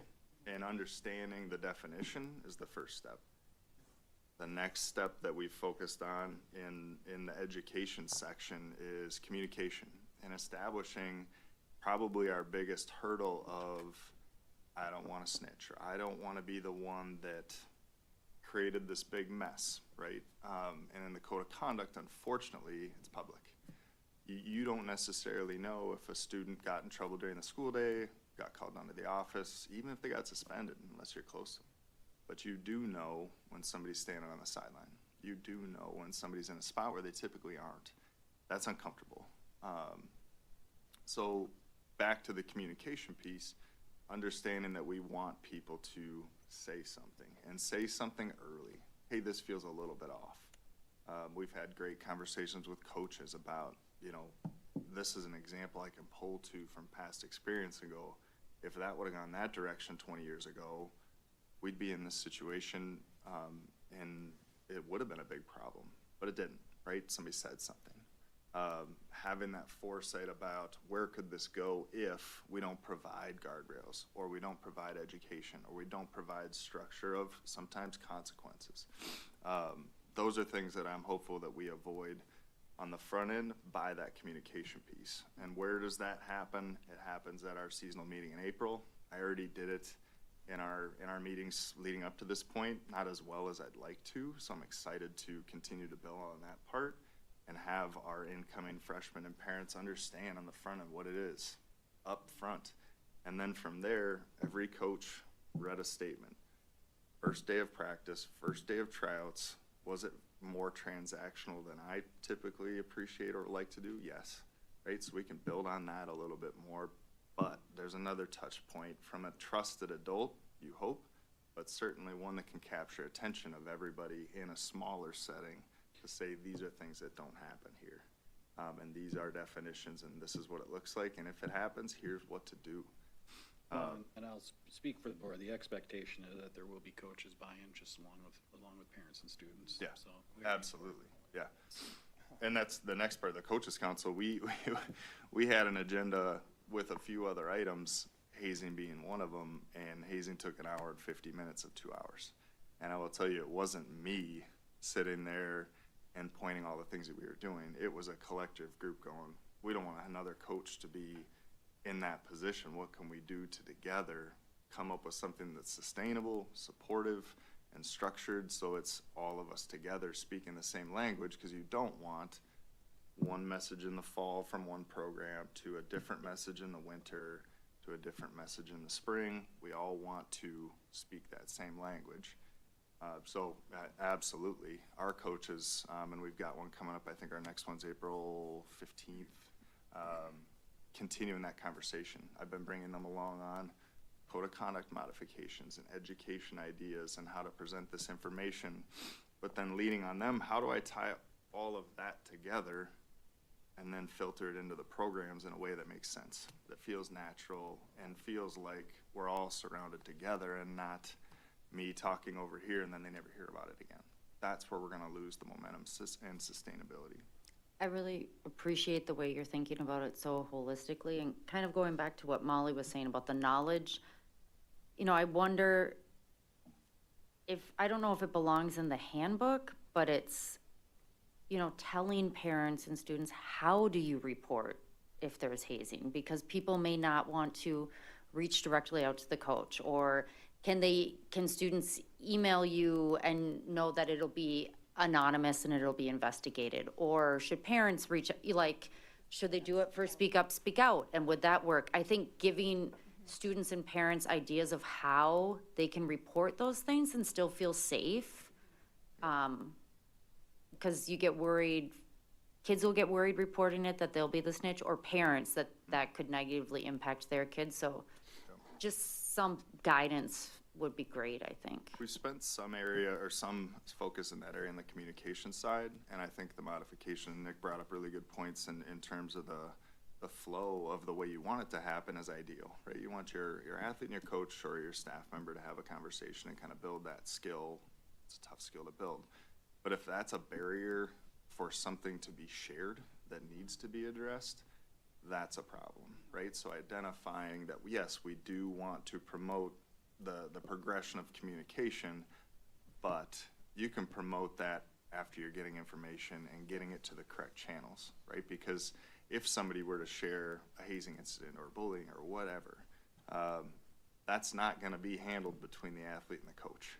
You know, that's going to involve many more people initially. So if you kind of just break down that barrier of, hey, any trusted adult, lean on them, communicate with them, and then that trusted adult, we want to make sure we get it to the correct channel from there. Because we don't want everybody looping to the top because they want to get the answer from the school board or the superintendent or me. We want to get it to the correct channel, but I think using that as however it's received, we'll get it there and kind of establishing that culture. That's a really good point.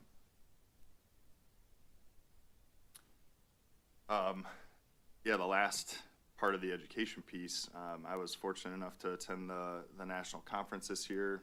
There was a hazing segment, typically not on my radar for something to attend, but absolutely did.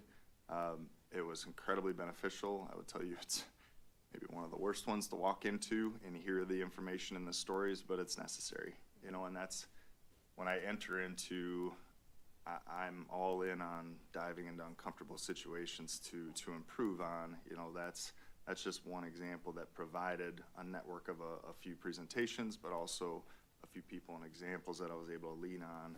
Sure, they're from different states, but we're all here trying to accomplish a lot of the same mission too. Last part of the education kind of face forward is, you know, unified statements, definitions, and defined levels. In the past, our code was structured strongly on academics, attendance, alcohol, tobacco, and other drugs, and conduct and becoming. It's worked for a while. We've had consistent success with it. It's not something that I wanted to completely blow up, but there was plenty of opportunity for the education that I spent time talking about, but transitioning into identifying these levels into 1, 2, and 3 from just having a lot of it strictly in the percentage based on alcohol, tobacco, and other drugs. There's plenty of other things that can happen that need to be addressed and identified and supported.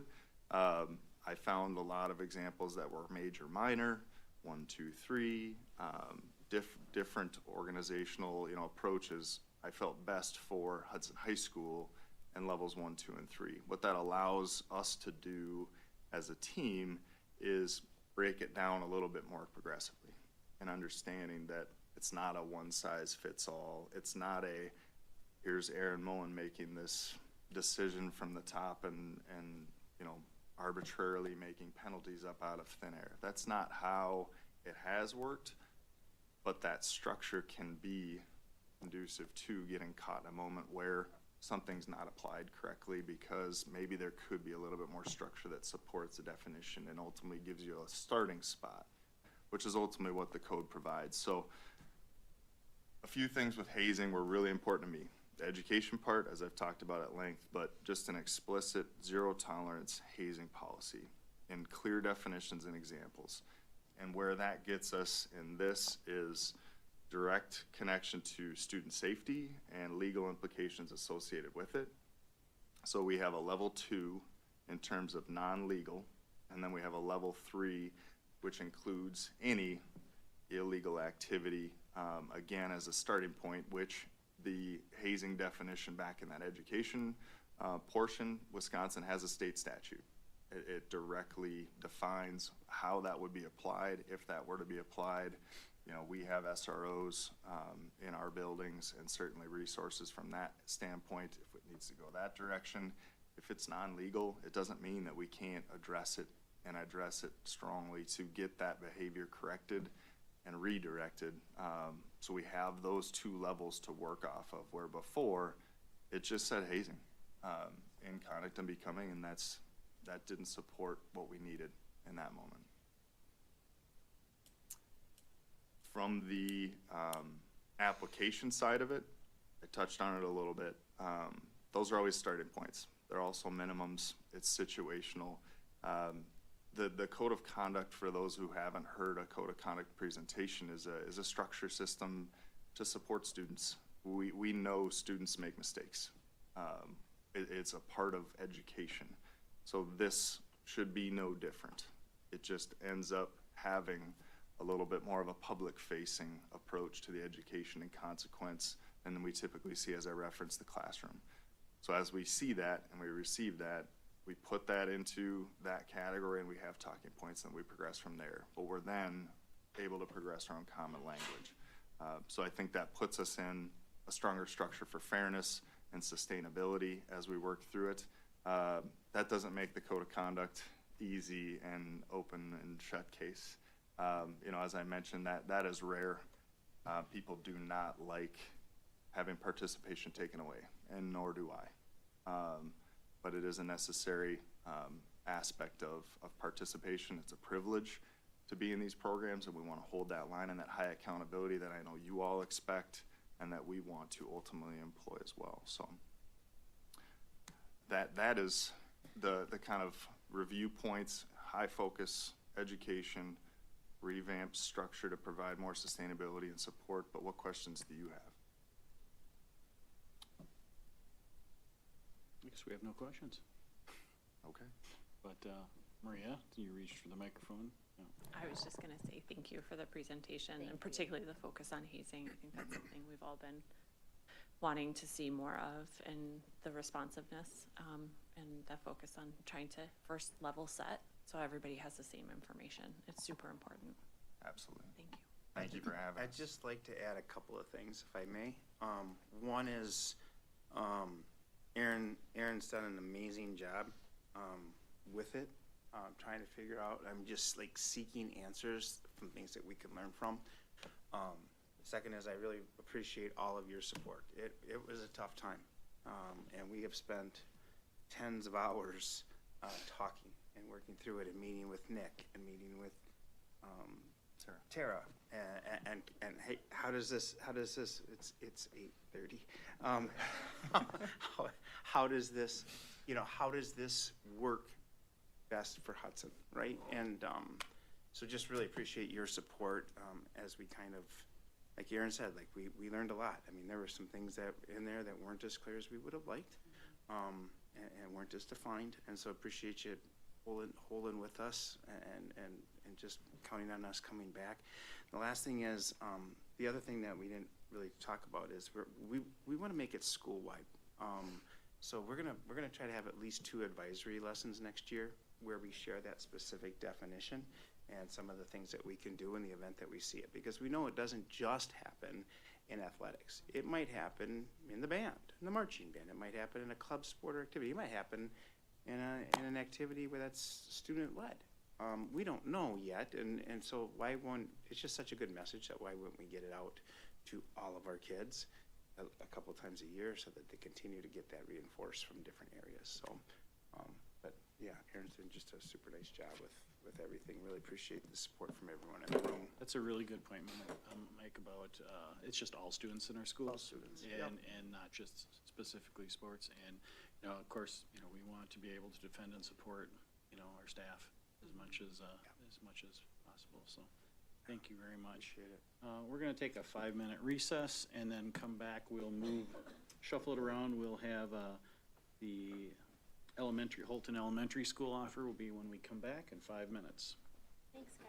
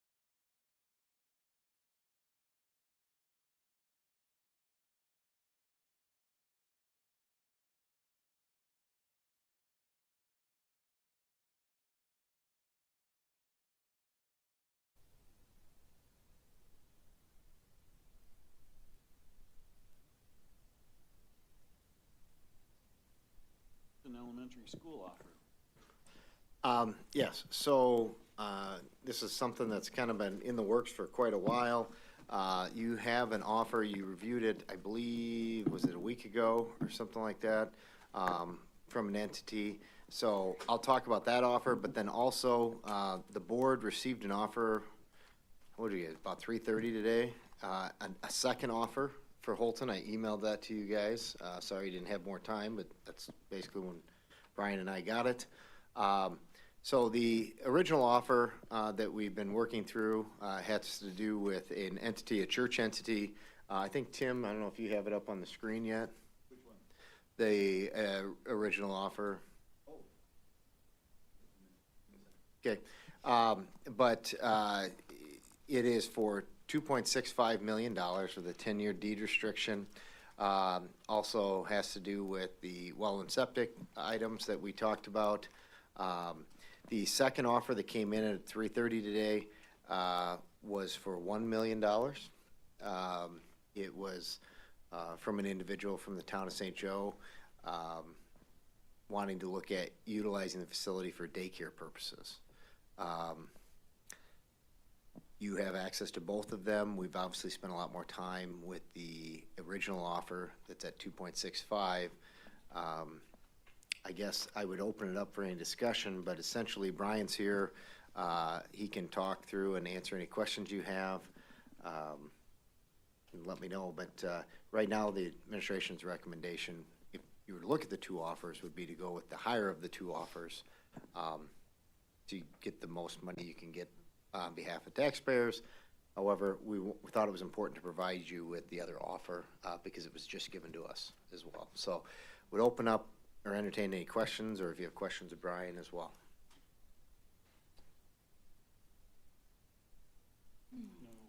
Nick? Oh, well, Brian first.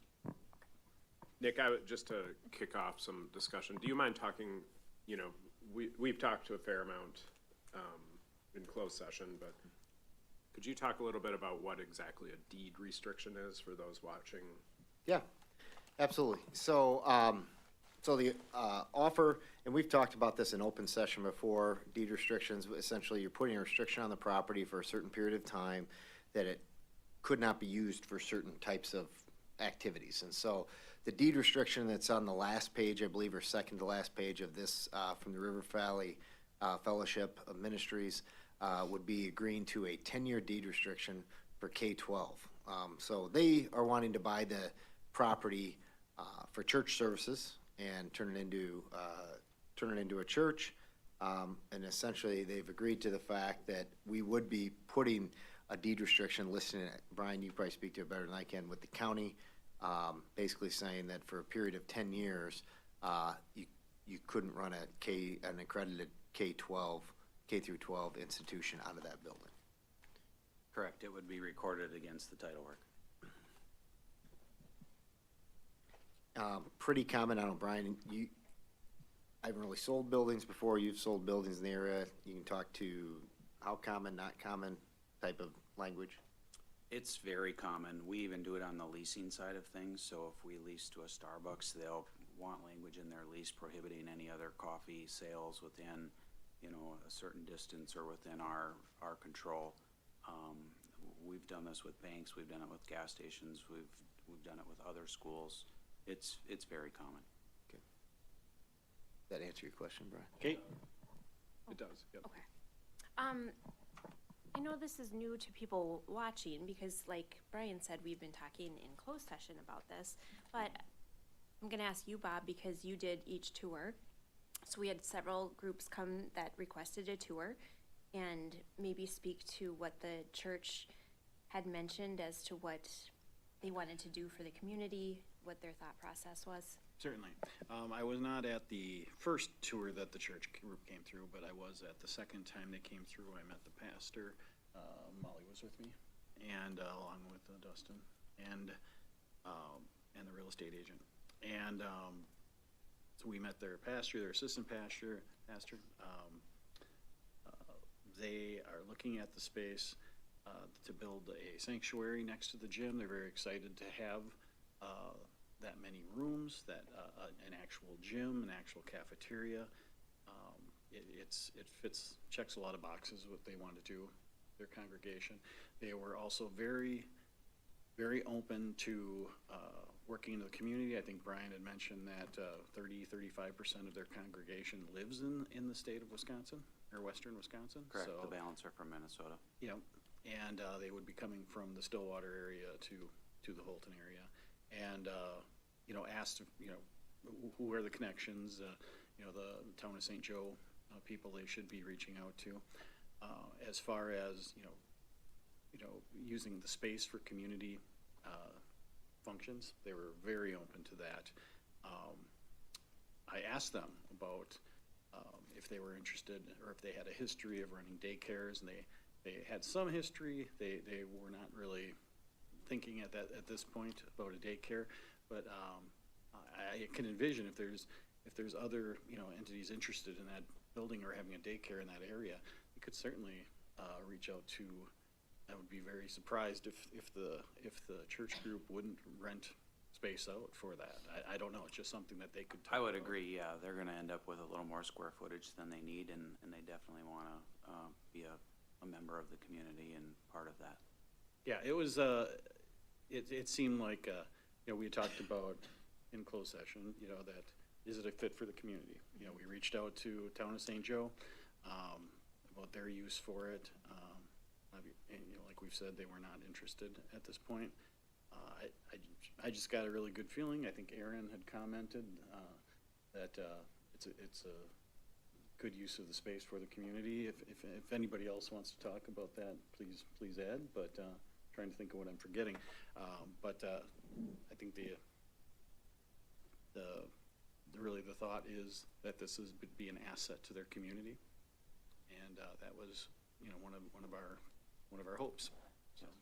Mr. President, I just want to say, as a resident of St. Joe, I think we know that schools are hearts of communities, but we also know churches are as well.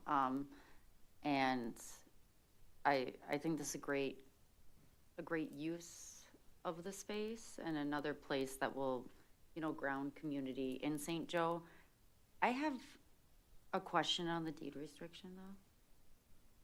Can I ask it now? Okay. It says it restricts accredited education, but private schools don't have to be accredited unless they're participating in the school choice program, right? Is that true, Nick? I'm just wondering why it says accredited, because I don't think private schools have to be accredited. I can answer that. Okay. And I think that there's the attorneys for both your district and them as a group will work out the final languages. Okay.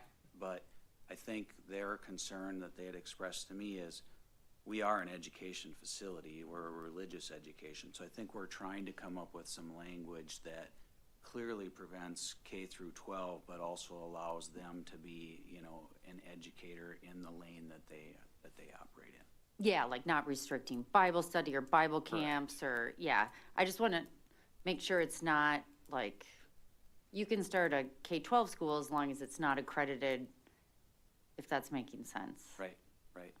So I think the final language of the deed restriction needs to be worked out between the two attorneys and then ultimately recorded against the deed. But that's a broad stroke, if you will. And that's my understanding of that. I would state that they don't have a history of running schools. And from their head pastor, they had no interest in going down that road. They did also for the community, as the question came up about the playground and use of the space. And they were very open to, yes, it's part of the community. They certainly wouldn't have a problem with people in the neighborhood using it as space. Right. Mr. President? Molly? Thanks. I was with you on the day that the second time they looked at it, and I just wanted to say that, I was just really kind of repeating everything that Megan has said, and you have said, Bob, but I was impressed with their commitment to St. Joe and that community, and that would be their community too. And I appreciate what you said, Megan. The schools are the heart of the community, but churches are too. I felt that it was a little rough start there, but they were lovely people.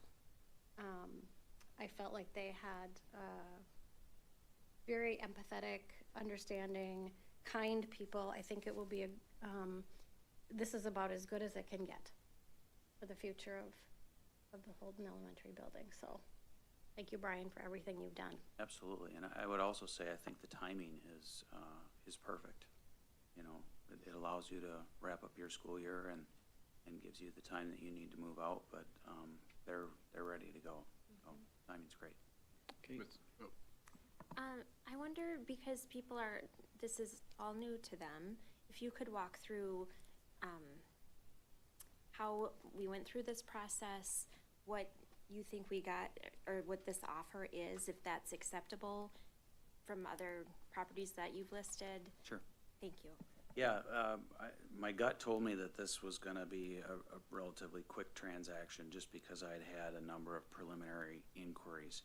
This particular group is very time sensitive in that they've sold their facility to Washington County for the expansion of Highway 36. So they're being displaced, you know, not really anything they had planned for. So it was an accelerated timeline from their point of view, and I think maybe pushed the process faster than it might normally occur. But again, the stars just seem to line up, and it seems to be a good fit for the district, for them as buyers, and for the community. So it's not been without its challenges, but it's just felt like the right opportunity for everyone, and I believe the price is a very fair price for both sides. And I just can't emphasize enough the timing. You know, it's fast, which is good. You know, and time is typically not your friend in transactions, so I like that this one is moving quickly for everyone. And there's no contingencies on this like there were with the UU property. I mean, I know that, you know, they're gonna check the well and the septic, the normal things anyone would do with buying a place, but Correct. with UU, there were contingencies. It's not on- open-ended, it's definitely time sensitive. Okay. Brian? Just a couple things. I'm not sure if we talked through it, but the closing date and date we would vacate the premise, and some of I see on the screen right now. Closing date is June bell 15th, I believe. The bell is donated, withheld from this transaction. You have until the 30th, and you'll work together to kind of coexist after the end of the school year as they're transitioning in and you're transitioning out. So we have until June 30th. The school district has until June 30th. Correct. To be out. Yep. Okay. And I really do see it being just an open-ended discussion, that if there's material that you've decided you would rather not relocate or isn't beneficial to you, you'll offer them the opportunity. If they'd like to keep it, it can stay. So there'll be an ongoing, you know, working relationship going forward if you decide to accept the offer. Great. And just to be clear, because we were talking over each other, but the bell is being donated to the town of St. Joseph. You're correct? donating the bell, Yes, yes. that's It was right. withheld from the transaction. And then, Mr. President, could I ask another question about the other offer we have? Is that, or do we want to go there right now? Oh, yeah. Okay. I'm just curious, the other offer is significantly lower. It's from an individual in St. Joe. I'm curious, did that buyer look at the property? I don't know that they've toured the property. I have not toured them through the property. I literally received an inquiry from their representative, their legal counsel, Sunday at about 11. I don't think we actually connected on the phone until 7:30 or 8 o'clock last night. I shared what I could share and encouraged them that if they were going to come forward, that, you know, timing-wise, we needed to see something in writing as soon as possible. We received that ultimately today around 3:30. Shot it right over to Nick. You know, they were kind of had their feelers out in the conversation of, you know, where was the board coming from on price, you know, what type of interest have we had. So I definitely was as encouraging as I could be to come forward as strong as possible with their offer. But I think given what that particular buyer wants to do with the facility, there's probably some limitations on what they can pay and what makes good economic sense. So I never see an offer as an insult. It's always, you know, encouraging when somebody takes the time and energy to draft something and sign it. So it's always good to have a secondary offer, but it's kind of an apples and oranges comparison, frankly. And we had our listed price out there, so Clearly, they yep. were aware of what we were asking for. Yes. And for full, to people watching, there were two other entities that did tour the property as well.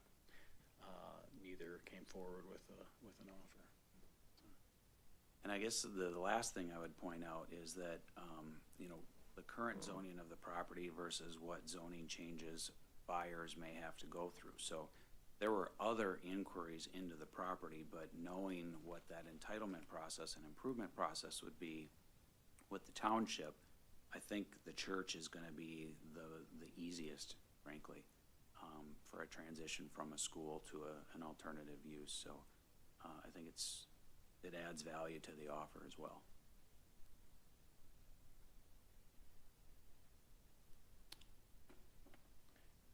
Okay, if there are no other questions, I would entertain, someone wants to make a motion? Mr. President, Molly? I move that we accept the offer presented tonight from River Valley Church as presented in the document. With the note about just the concern about the accreditation statement, maybe, or you said that'll be worked out in the process. But Yeah, I mean, we are signing a document, so I think, you know, maybe I make a phone call just to clarify, or we have a phone call, and if we need to manually make a change, that you're authorized to do that. But I think we should do that. We should maybe just have a quick conversation tomorrow to make sure we're all on the same page, and if we need to manually change accredited to something additional, just to make sure we're all on the same page. I think we are all on the same page, but you're signing a legal document, so I want to make sure. Well, and, you know, Megan's point was very valid. Yes. About, you know, the definition of accredited, what Yep. that means in the school community, so. Very good. Do I have a second? Mr. President, with that, do we need to kind of amend the motion to make sure that we authorize you to kind of discuss the May I add that to accreditation language, or? To your motion, Molly? Okay. Too many Doritos. I move that we accept this offer presented by Brian tonight from River Valley Church with the caveat that we need to follow through on the accredited education piece. And authorize your board Oh, and chair. authorize, thank you, the board president to Make that change. make that change. Thank you. Do we have a second? Second. Second from Kate. Are there any other questions? If not, all those in favor say aye. Aye. All those opposed say nay. The motion passes. Thank you, Brian. Thank you. Dustin looks ready to talk. So we will now move to the building temperature controls replacement update. And don't forget Nick's cold office with the loud ceiling VAV. Or how warm we are tonight. Right, Bonnie? Sitting over there. So we have been working on our long-range facility plan, and probably for the last year, we've been working on troubleshooting Rivercrest and Hudson Prairie Elementary, and basically the temperature controls in those buildings are at end of life. I would say the computers don't really support the operations. We're just having a lot of difficulties, and Dustin can kind of elaborate those. Yeah, just from a tech side of things, kind of working with IT and our cybersecurity initiatives and safety. We're completely at end of life at Rivercrest, so this is a necessary proposal we're laying out there, and Prairie is very close in the same realm in terms of its safety and security. Other issues in just driving temperature to the preferred district levels, and really we want to be able to drive equitable spaces similar to North and Rock in these elementaries as we're moving forward. And then in addition to the replacement of those two systems, we're due for the update of the software at the Hudson High School. So the nice thing about this, proposal would be all those systems would be on the same, automated logic, so that we would have all three of the buildings on one system that Dustin won't be able to control.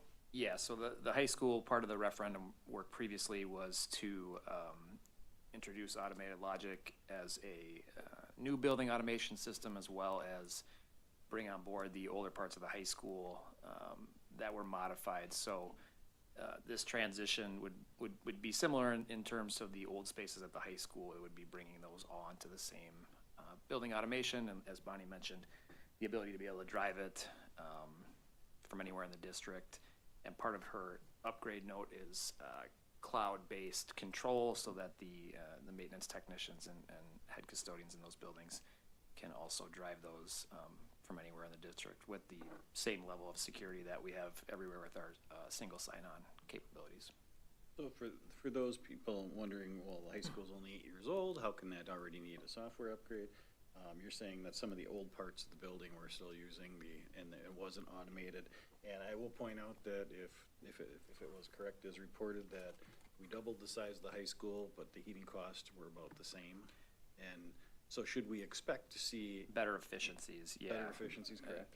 I won't be able to speak to the exact dollar amount, but, and just to correct you a little bit, the high school automated logic took the entire high school at the time of the referendum work. It just upgraded the older portions, and then as the newer system came online during that project, it was just automated logic from the start, so. And with the recent renovation of Prairie is already on the automated logic It plan? is not, no. It's not. So It's on an old so Egan building automation system. it has new heating and cooling systems. It's just the control. Prairie only got the new boiler system with the referendum work. Referendum. Yep, it's still on its old chiller. Okay. Megan? So does this mean, so right now you have this type of automated logic in North Hudson, the middle school, and No, Rock, so, or? this particular web-based software is solely at the high school. Okay. We're kind of scattered and different throughout the high school, so the kind of the big driver of this project is, okay, let's get these all on similar systems instead of having different systems at each high school and different logins and different processes.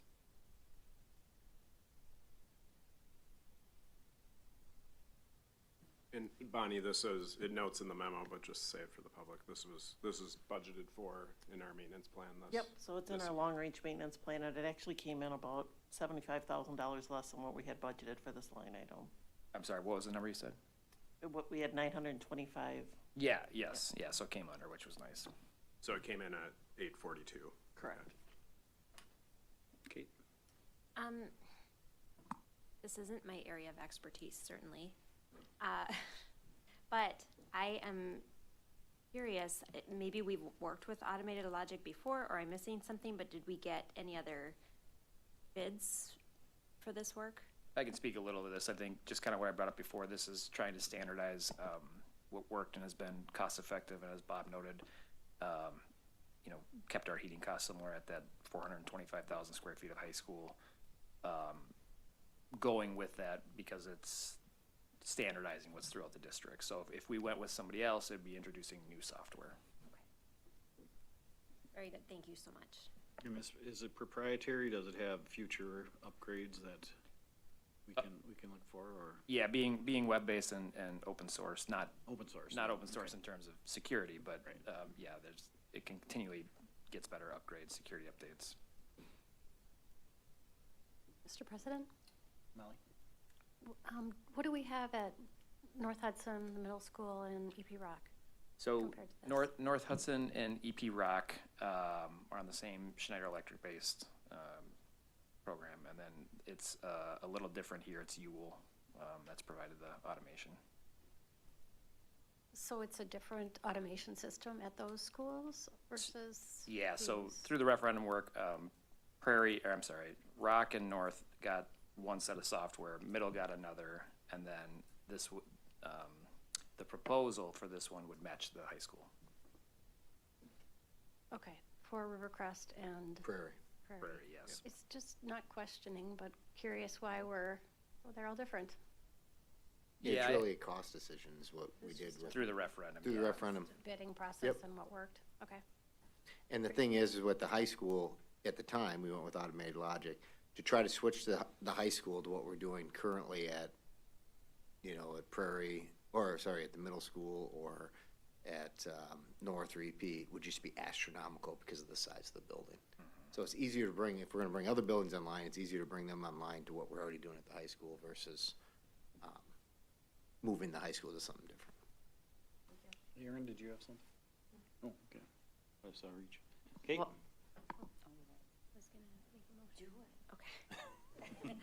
And you guys won't make you won't approve this tonight, it'll be at the regular meeting coming up. Yep. It's just giving you some background, so at the 13th meeting, you'll do an approval. So, Okay. Thank you so much. Thank you, Dustin. Thank you very much. thanks. Okay, moving on to Bonnie's monthly budget update. I did review, the variance report, and actually it's pretty much similar to, last month's. Lower sub-costs continue, so we're still about $90,000 under budget for sub-costs. The environmental and cleaning services is higher. Most of that is tied to snow removal. But those were kind of the three that stood out on that report. Also, included the health insurance update for you, which they already went over, which we're running at 104%. So we'll continue to give those to you monthly. And then, I don't know if Dave, when he was here, we did add this to the website, so the definitions and how to read the monthly report is now on the website. That's pretty. Any questions for Bonnie? Okay, moving on with a real quick enrollment update for Nick, I hope. Yeah, you bet, real quick. So just a couple things I want to touch on, as we're working through our enrollment plans. We did just do we do what's called our capture rate. We do it in January based on our second Friday count in January, because then we have all the homeschool numbers in, private school numbers and everything else. There's both good and bad news with it. The good news is our capture rate is actually up. We're running about 87.1%, up from about 85% last year. Our average over the last, I think, 13 years is averaged about 87.87%. So, when people want to know, is our enrollment going down because kids are going to other places? No, it's just there's just fewer kids that live in our boundaries, because we track everything from homeschool to our private schools and everything else. So just wanted to make sure I put that out there. And then the other piece is, right now, as we're working through our class sizes and working through our projections and things like that, we're in the process of trying to figure out, how big the classes are, and also looking at boundary exceptions are going to be coming up and open enrollment and things like that. One of the things that's a little challenging for us right now is our kindergarten numbers are very low compared to what we anticipated based on birth rates. Right now, confirmed kindergartners, we're right around 225 kindergartners. So we will go up from that number. There's no doubt in my mind we'll go up from that number. But we were anticipating close to 291 based on birth rates and things like that. I think, we'll probably settle in somewhere between 240 and 250, 260. We probably won't hit the 291 because that would be an increase of almost 70 students over the next three and a half months. That would be something that we've never seen. But we will pick up some additional students. But it caused us to need even fewer sections at the elementary than what we were originally thinking we were going to need across the board. We're looking at our 4K numbers because we just had kindergarten and 4K registration roundup, and our 4K numbers are trending about where they were this current year. They're within a few students. So, but just so you know, right now we had about 306 kids currently this year in 4K, and right now that's generating about 225 kindergartners. And part of the reason is we had a huge portion this last year in 4K that were open enrolled in, of which the vast, the vast majority of those open enrolled in 4Ks don't stay. They just happen to be, a lot of them just happen to be going to daycare in our district, and so they take advantage of the district, community partner 4K situation. They were always planning on going to their home district for kindergarten as we work through it. But we'll continue to monitor it, probably starting coming up here, probably in April. We'll start giving you that spreadsheet. Every meeting says here's where our average class, here's where our class sizes are projecting to be. We're right about where we thought we would be. Secretaries and principals are doing physical counts and making sure we're feeling pretty confident in our numbers. So we're going from projections to actual knowing who these students are in the actual seats. So just an update on enrollment and where we're at with everything. Mr. President? Yes. Nick, is there any information that's currently out on the sections that are gonna be at each school? I'm curious. I know I received an email this week that was, just made some statements in it, and they were asking questions, and I don't have anything, so I'm just wondering, is there somewhere that people are already getting information? No, I mean, we haven't, this is just starting to come in and get verified. That's what I thought. I yeah. just wanted to make sure We did, that. we Yep. did meet with an additional staff member, looking at our numbers to have to do some additional layoffs from what we originally told the board we were gonna have to do, just because the numbers aren't supporting the original count for the number of students or number of sections we would need. And so met with that staff member last week, and so we'll be talking about that more extensively later this evening. But no, we haven't done any type of, hey, we have this many sections at this point or that many sections at this point. Our first probably official report will come out at the April 13th meeting, Okay. where you guys will start to see it at every meeting that way, all the way up till September. We kind of give you guys that every meeting, so. Perfect. And the class sizes so far are looking within the guides that we. Yeah, told so, That they would be? yep, there's the only one that's kind of trending above it. Well, it's where we thought, it's that 5th grade class at Prairie, Sure. which was originally on the boundaries. But that's the only one as of right now. And that's only like a 1-year thing. I Yeah, know, it's right? actually, 2 of the 4 classes would be right at the guideline, and 2 of the 4 classes would be 1 student over. Okay. So, Thank you. and right now, where we're trending, we'd have 1, 2, 3, 4, 5, 6, 7, 8, 9 of the grades. So when you think about the fact that there's 24 grades total, 6 in each of the buildings, right? 9 of the 24 are actually gonna be under class size guidelines. Because, it's just where our enrollment counts are right now. Now, some of that will change as we start adding in more open enrolled ins, as we make those decisions and things like that. So, but right now, we're trending in a really good spot. Cool. I look forward Good to spot seeing and a the bad numbers. spot. I mean, it's good in a way that we're within guidelines, bad in a way that we're not getting more kids, so. Any All right. questions? If not, moving on to discussion of disposition of Willow Elementary and, oh, sorry, next up is discussion of disposition of Willow River Elementary, similar to the preliminary discussion we had when we decided to list Holton, so, Nick? Yeah, so, a month ago, you guys decided to table this and told me to bring it back to you in a month, so now it's a month.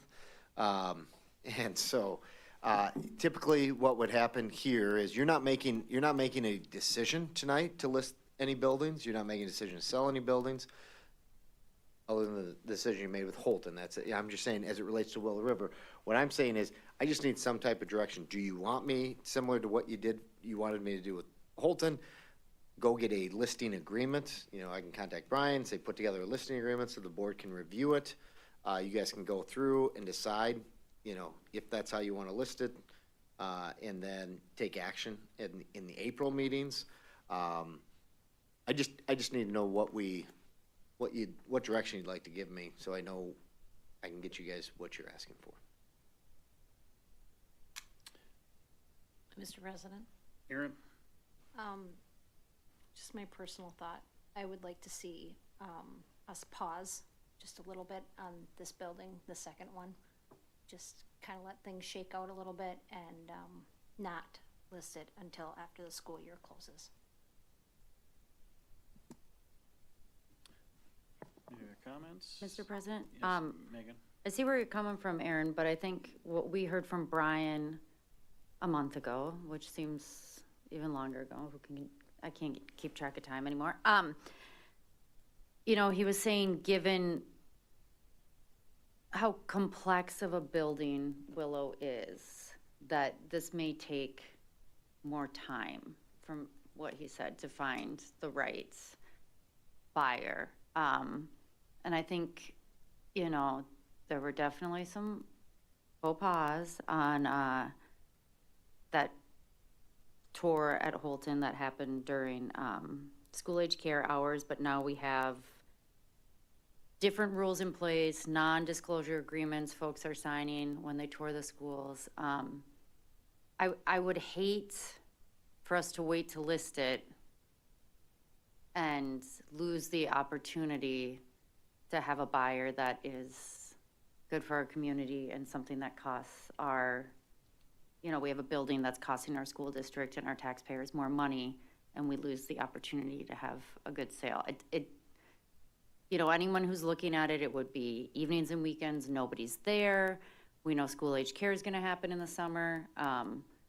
But this might take a while, because Willow is you know, a different kind of building. There's not as much space. But that's just where I'm thinking about it. One of the things I was thinking is because of the you know, opportunities or limitations of the space depending on the size of the building, the age of the building. You know, we had talked about, with Brian, about, you know, list it for a price like we did with Holton, or put it out for proposals like we did for UU, and I think we were pretty unanimous about not doing proposals. I would agree. I mean, I know from what Brian is saying, that type of building, how it is going to be used in the end probably is going to take a longer time with permits and, you know, the legal part of it, and the type of developer that might be interested in that building. And I believe it would take long. I would hate for the taxpayers to lose an opportunity. I know Nick has spoken a couple times about, you know, we don't know what's going on in the economy. I actually feel like we're, like Brian said, the timing on Holton was very good. You know, I mean, our, you know, UU looks potentially, you know, being able to move off our books here at some point, and I think it would be worth it to at least list it. But that's my opinion. Maria? I would tend to agree with Megan and Bob. I think Nick reminded us you did reach out to the city and the county, and neither expressed interest in Willow. Yes, I reached out to the county, got an email back from the county. I did reach out to the community development director at the city, and you got a response. I had a follow-up email to clarify, because I think there was some miscommunication out there. Yeah. There were some folks from the city saying that they never reached out, and I did. And so I wanted to make sure that we got some feedback that way. And, you know, the email that I had gotten, let me just pull it up here, because I want to make sure I'm not misrepresenting anything. Sure. I had originally said, following up on our conversation from a month ago about Willow River Elementary School, during the previous conversation, I inquired whether the city of Hudson had any interest in the property. At that time, you indicated that you were not aware of any interest by the city in Willow River Elementary, and noted that you felt comfortable providing that information. And the response I got back was, yes, I recall, that is how I recall the conversation. I am still not aware of any interest in the city's acquisition of the property. Okay. So, I just wanted to make sure that was out there, because there were some people that kind of said, well, nope, he didn't call, or he didn't check on it. So I did.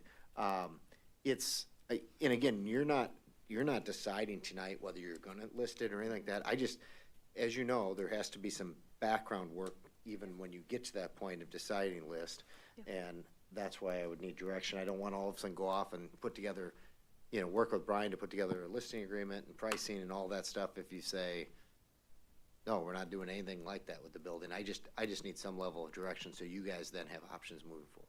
I think in that vein, knowing, one, it gives you some direction on how to proceed, and it doesn't bind us to anything, and it's an ability for us to continue to have an exploration with more information about what it might look like to list it, what a recommended listing might be. And I think when we have these conversations, again, if there's other people that are interested, they know and they can come forward and Yeah.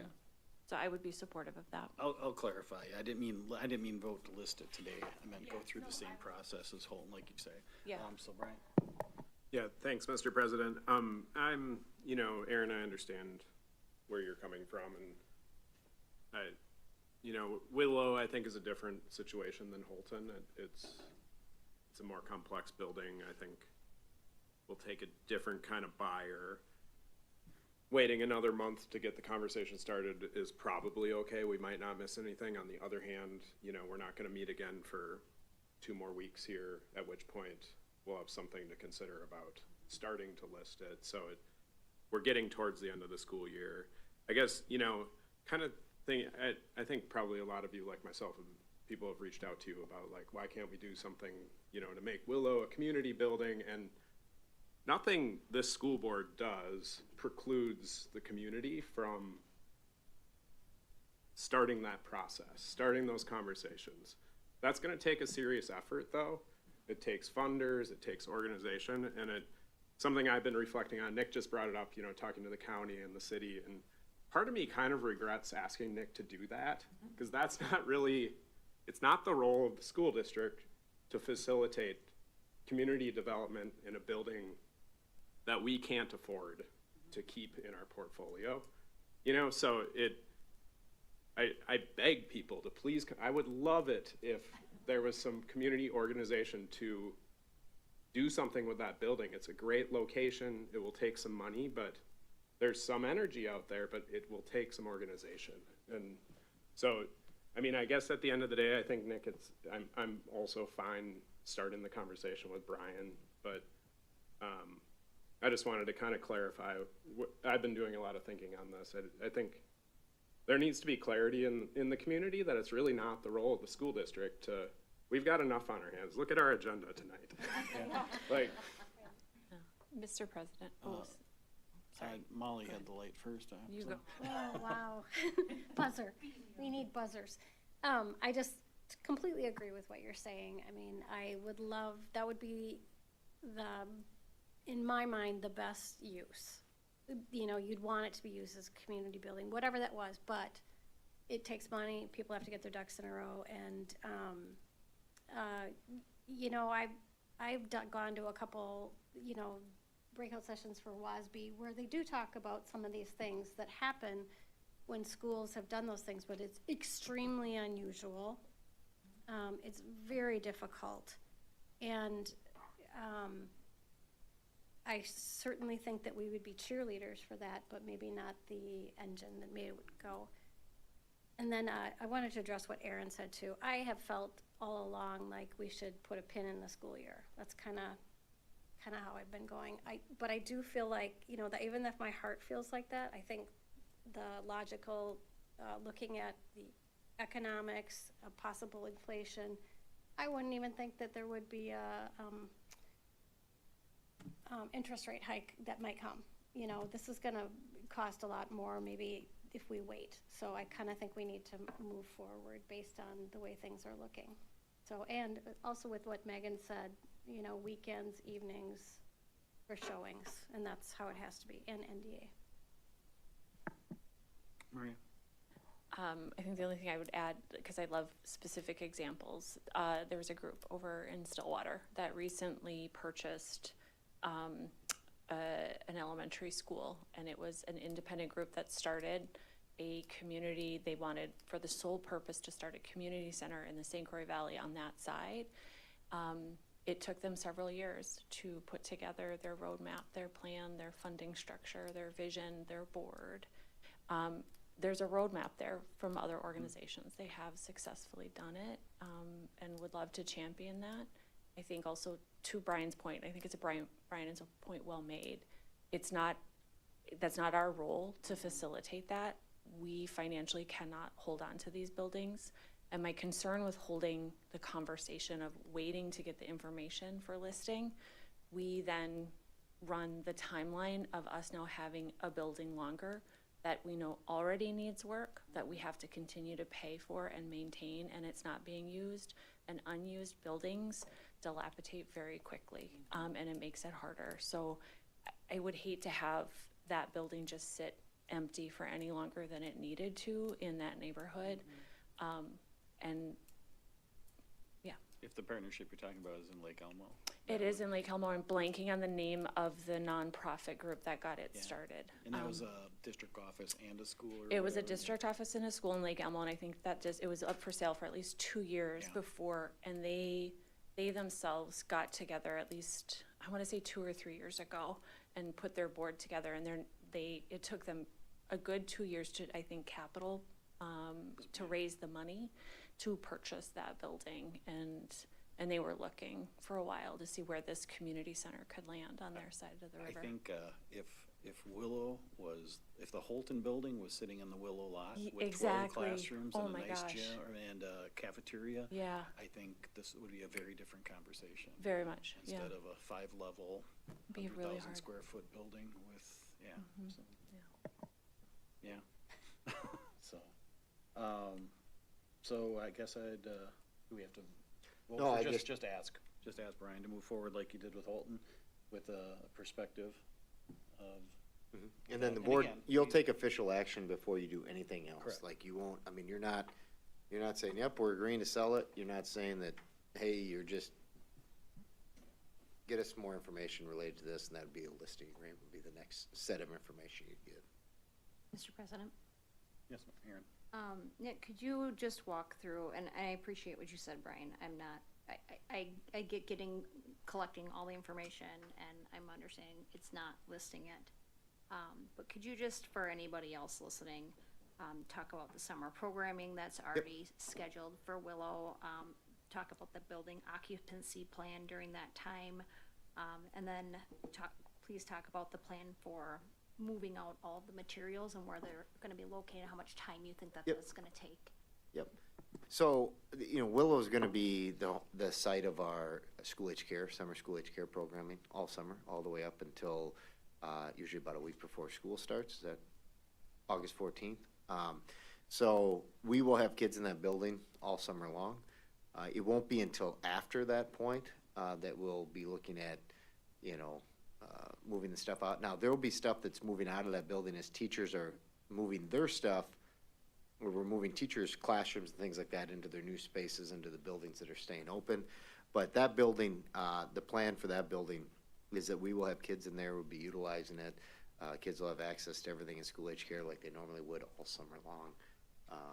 So if it was to be listed, we would show it during off hours when we don't have kids in the building. Now, I don't want to say there could never be kids, because they could be renting, there could be a basketball association rents the gym at night, and we're taking a group through at 6:30 at night and they're renting the gym. That's not the same thing as taking a group through in the middle of the day and stuff like that. So, our first priority would be, obviously, we have to get Holton moved out, because we have to be out of that by the end of June. Then there's gonna be a little bit of a lull, not much, but then we have to get the other buildings ready, and then we really wouldn't be seriously looking at closing most of Willow out until after the school year starts. So, even with the sale of the property, or putting it for sale, it's not as though it's gonna turn around quite as quickly as Holton. I think the other thing, at least from talking to Brian about it, is, because it's in the city, and depending on who buys it and what they wanna do with it, the due diligence period will probably be quite a bit longer. Planning and zoning could end up being quite a bit longer. And so it may take them, 6 months for what is gonna take at Holton too. And so, so that's kind of some of the thought process on some of those. And that's from the time we get an offer, not necessarily 6 months from the time you list it, it's gonna close. We were pretty fortunate. You remember, part of what expedited the Holton decision wasn't necessarily, oh, hey, we had to get this building on the market right away. It was, we had an unsolicited offer. They said, we want to buy it. We were willing to give you this much. That kind of forced us to have to start to look at that even probably before we would normally do it, but it's awfully hard to pass up an offer that's a really strong offer for us. So, Thanks for outlining that plan. yep. One thing I would like to, I think we can discuss it with this, because it's technically, I mean, the Willow property, are we looking for, from Brian, for that block that Willow sits on, that property? Because we have the cinder lot as well. So should we ask for him to give us numbers on that too? Have we I mean, I think we've reached out to the city on that one too, right? Yes. I've talked to Rich about it, prior. Yeah, I can have them look at it both ways, as if they're kind of separate entities or they're a kind of a package deal. And he can kind of give you the pros and cons of those things. He would know more about that than I would. I think he said at one point, depending, it could be needed for parking, like, we don't know, depends on the buyer, right? Yeah. Well, I don't even know if he said what it was zoned at as right now. Well, it's probably zoned to school, right? So Cinder lot's not the most exciting word. We might want to call it something else in the listing. It probably isn't called that. I'm not old enough to know the reason why it was called the cinder lot. She knows. Oh, can you tell us, Tracy? Oh, here we go. No, I found the correct reason. I told you a reason about the cinders being placed there from the furnaces and stuff.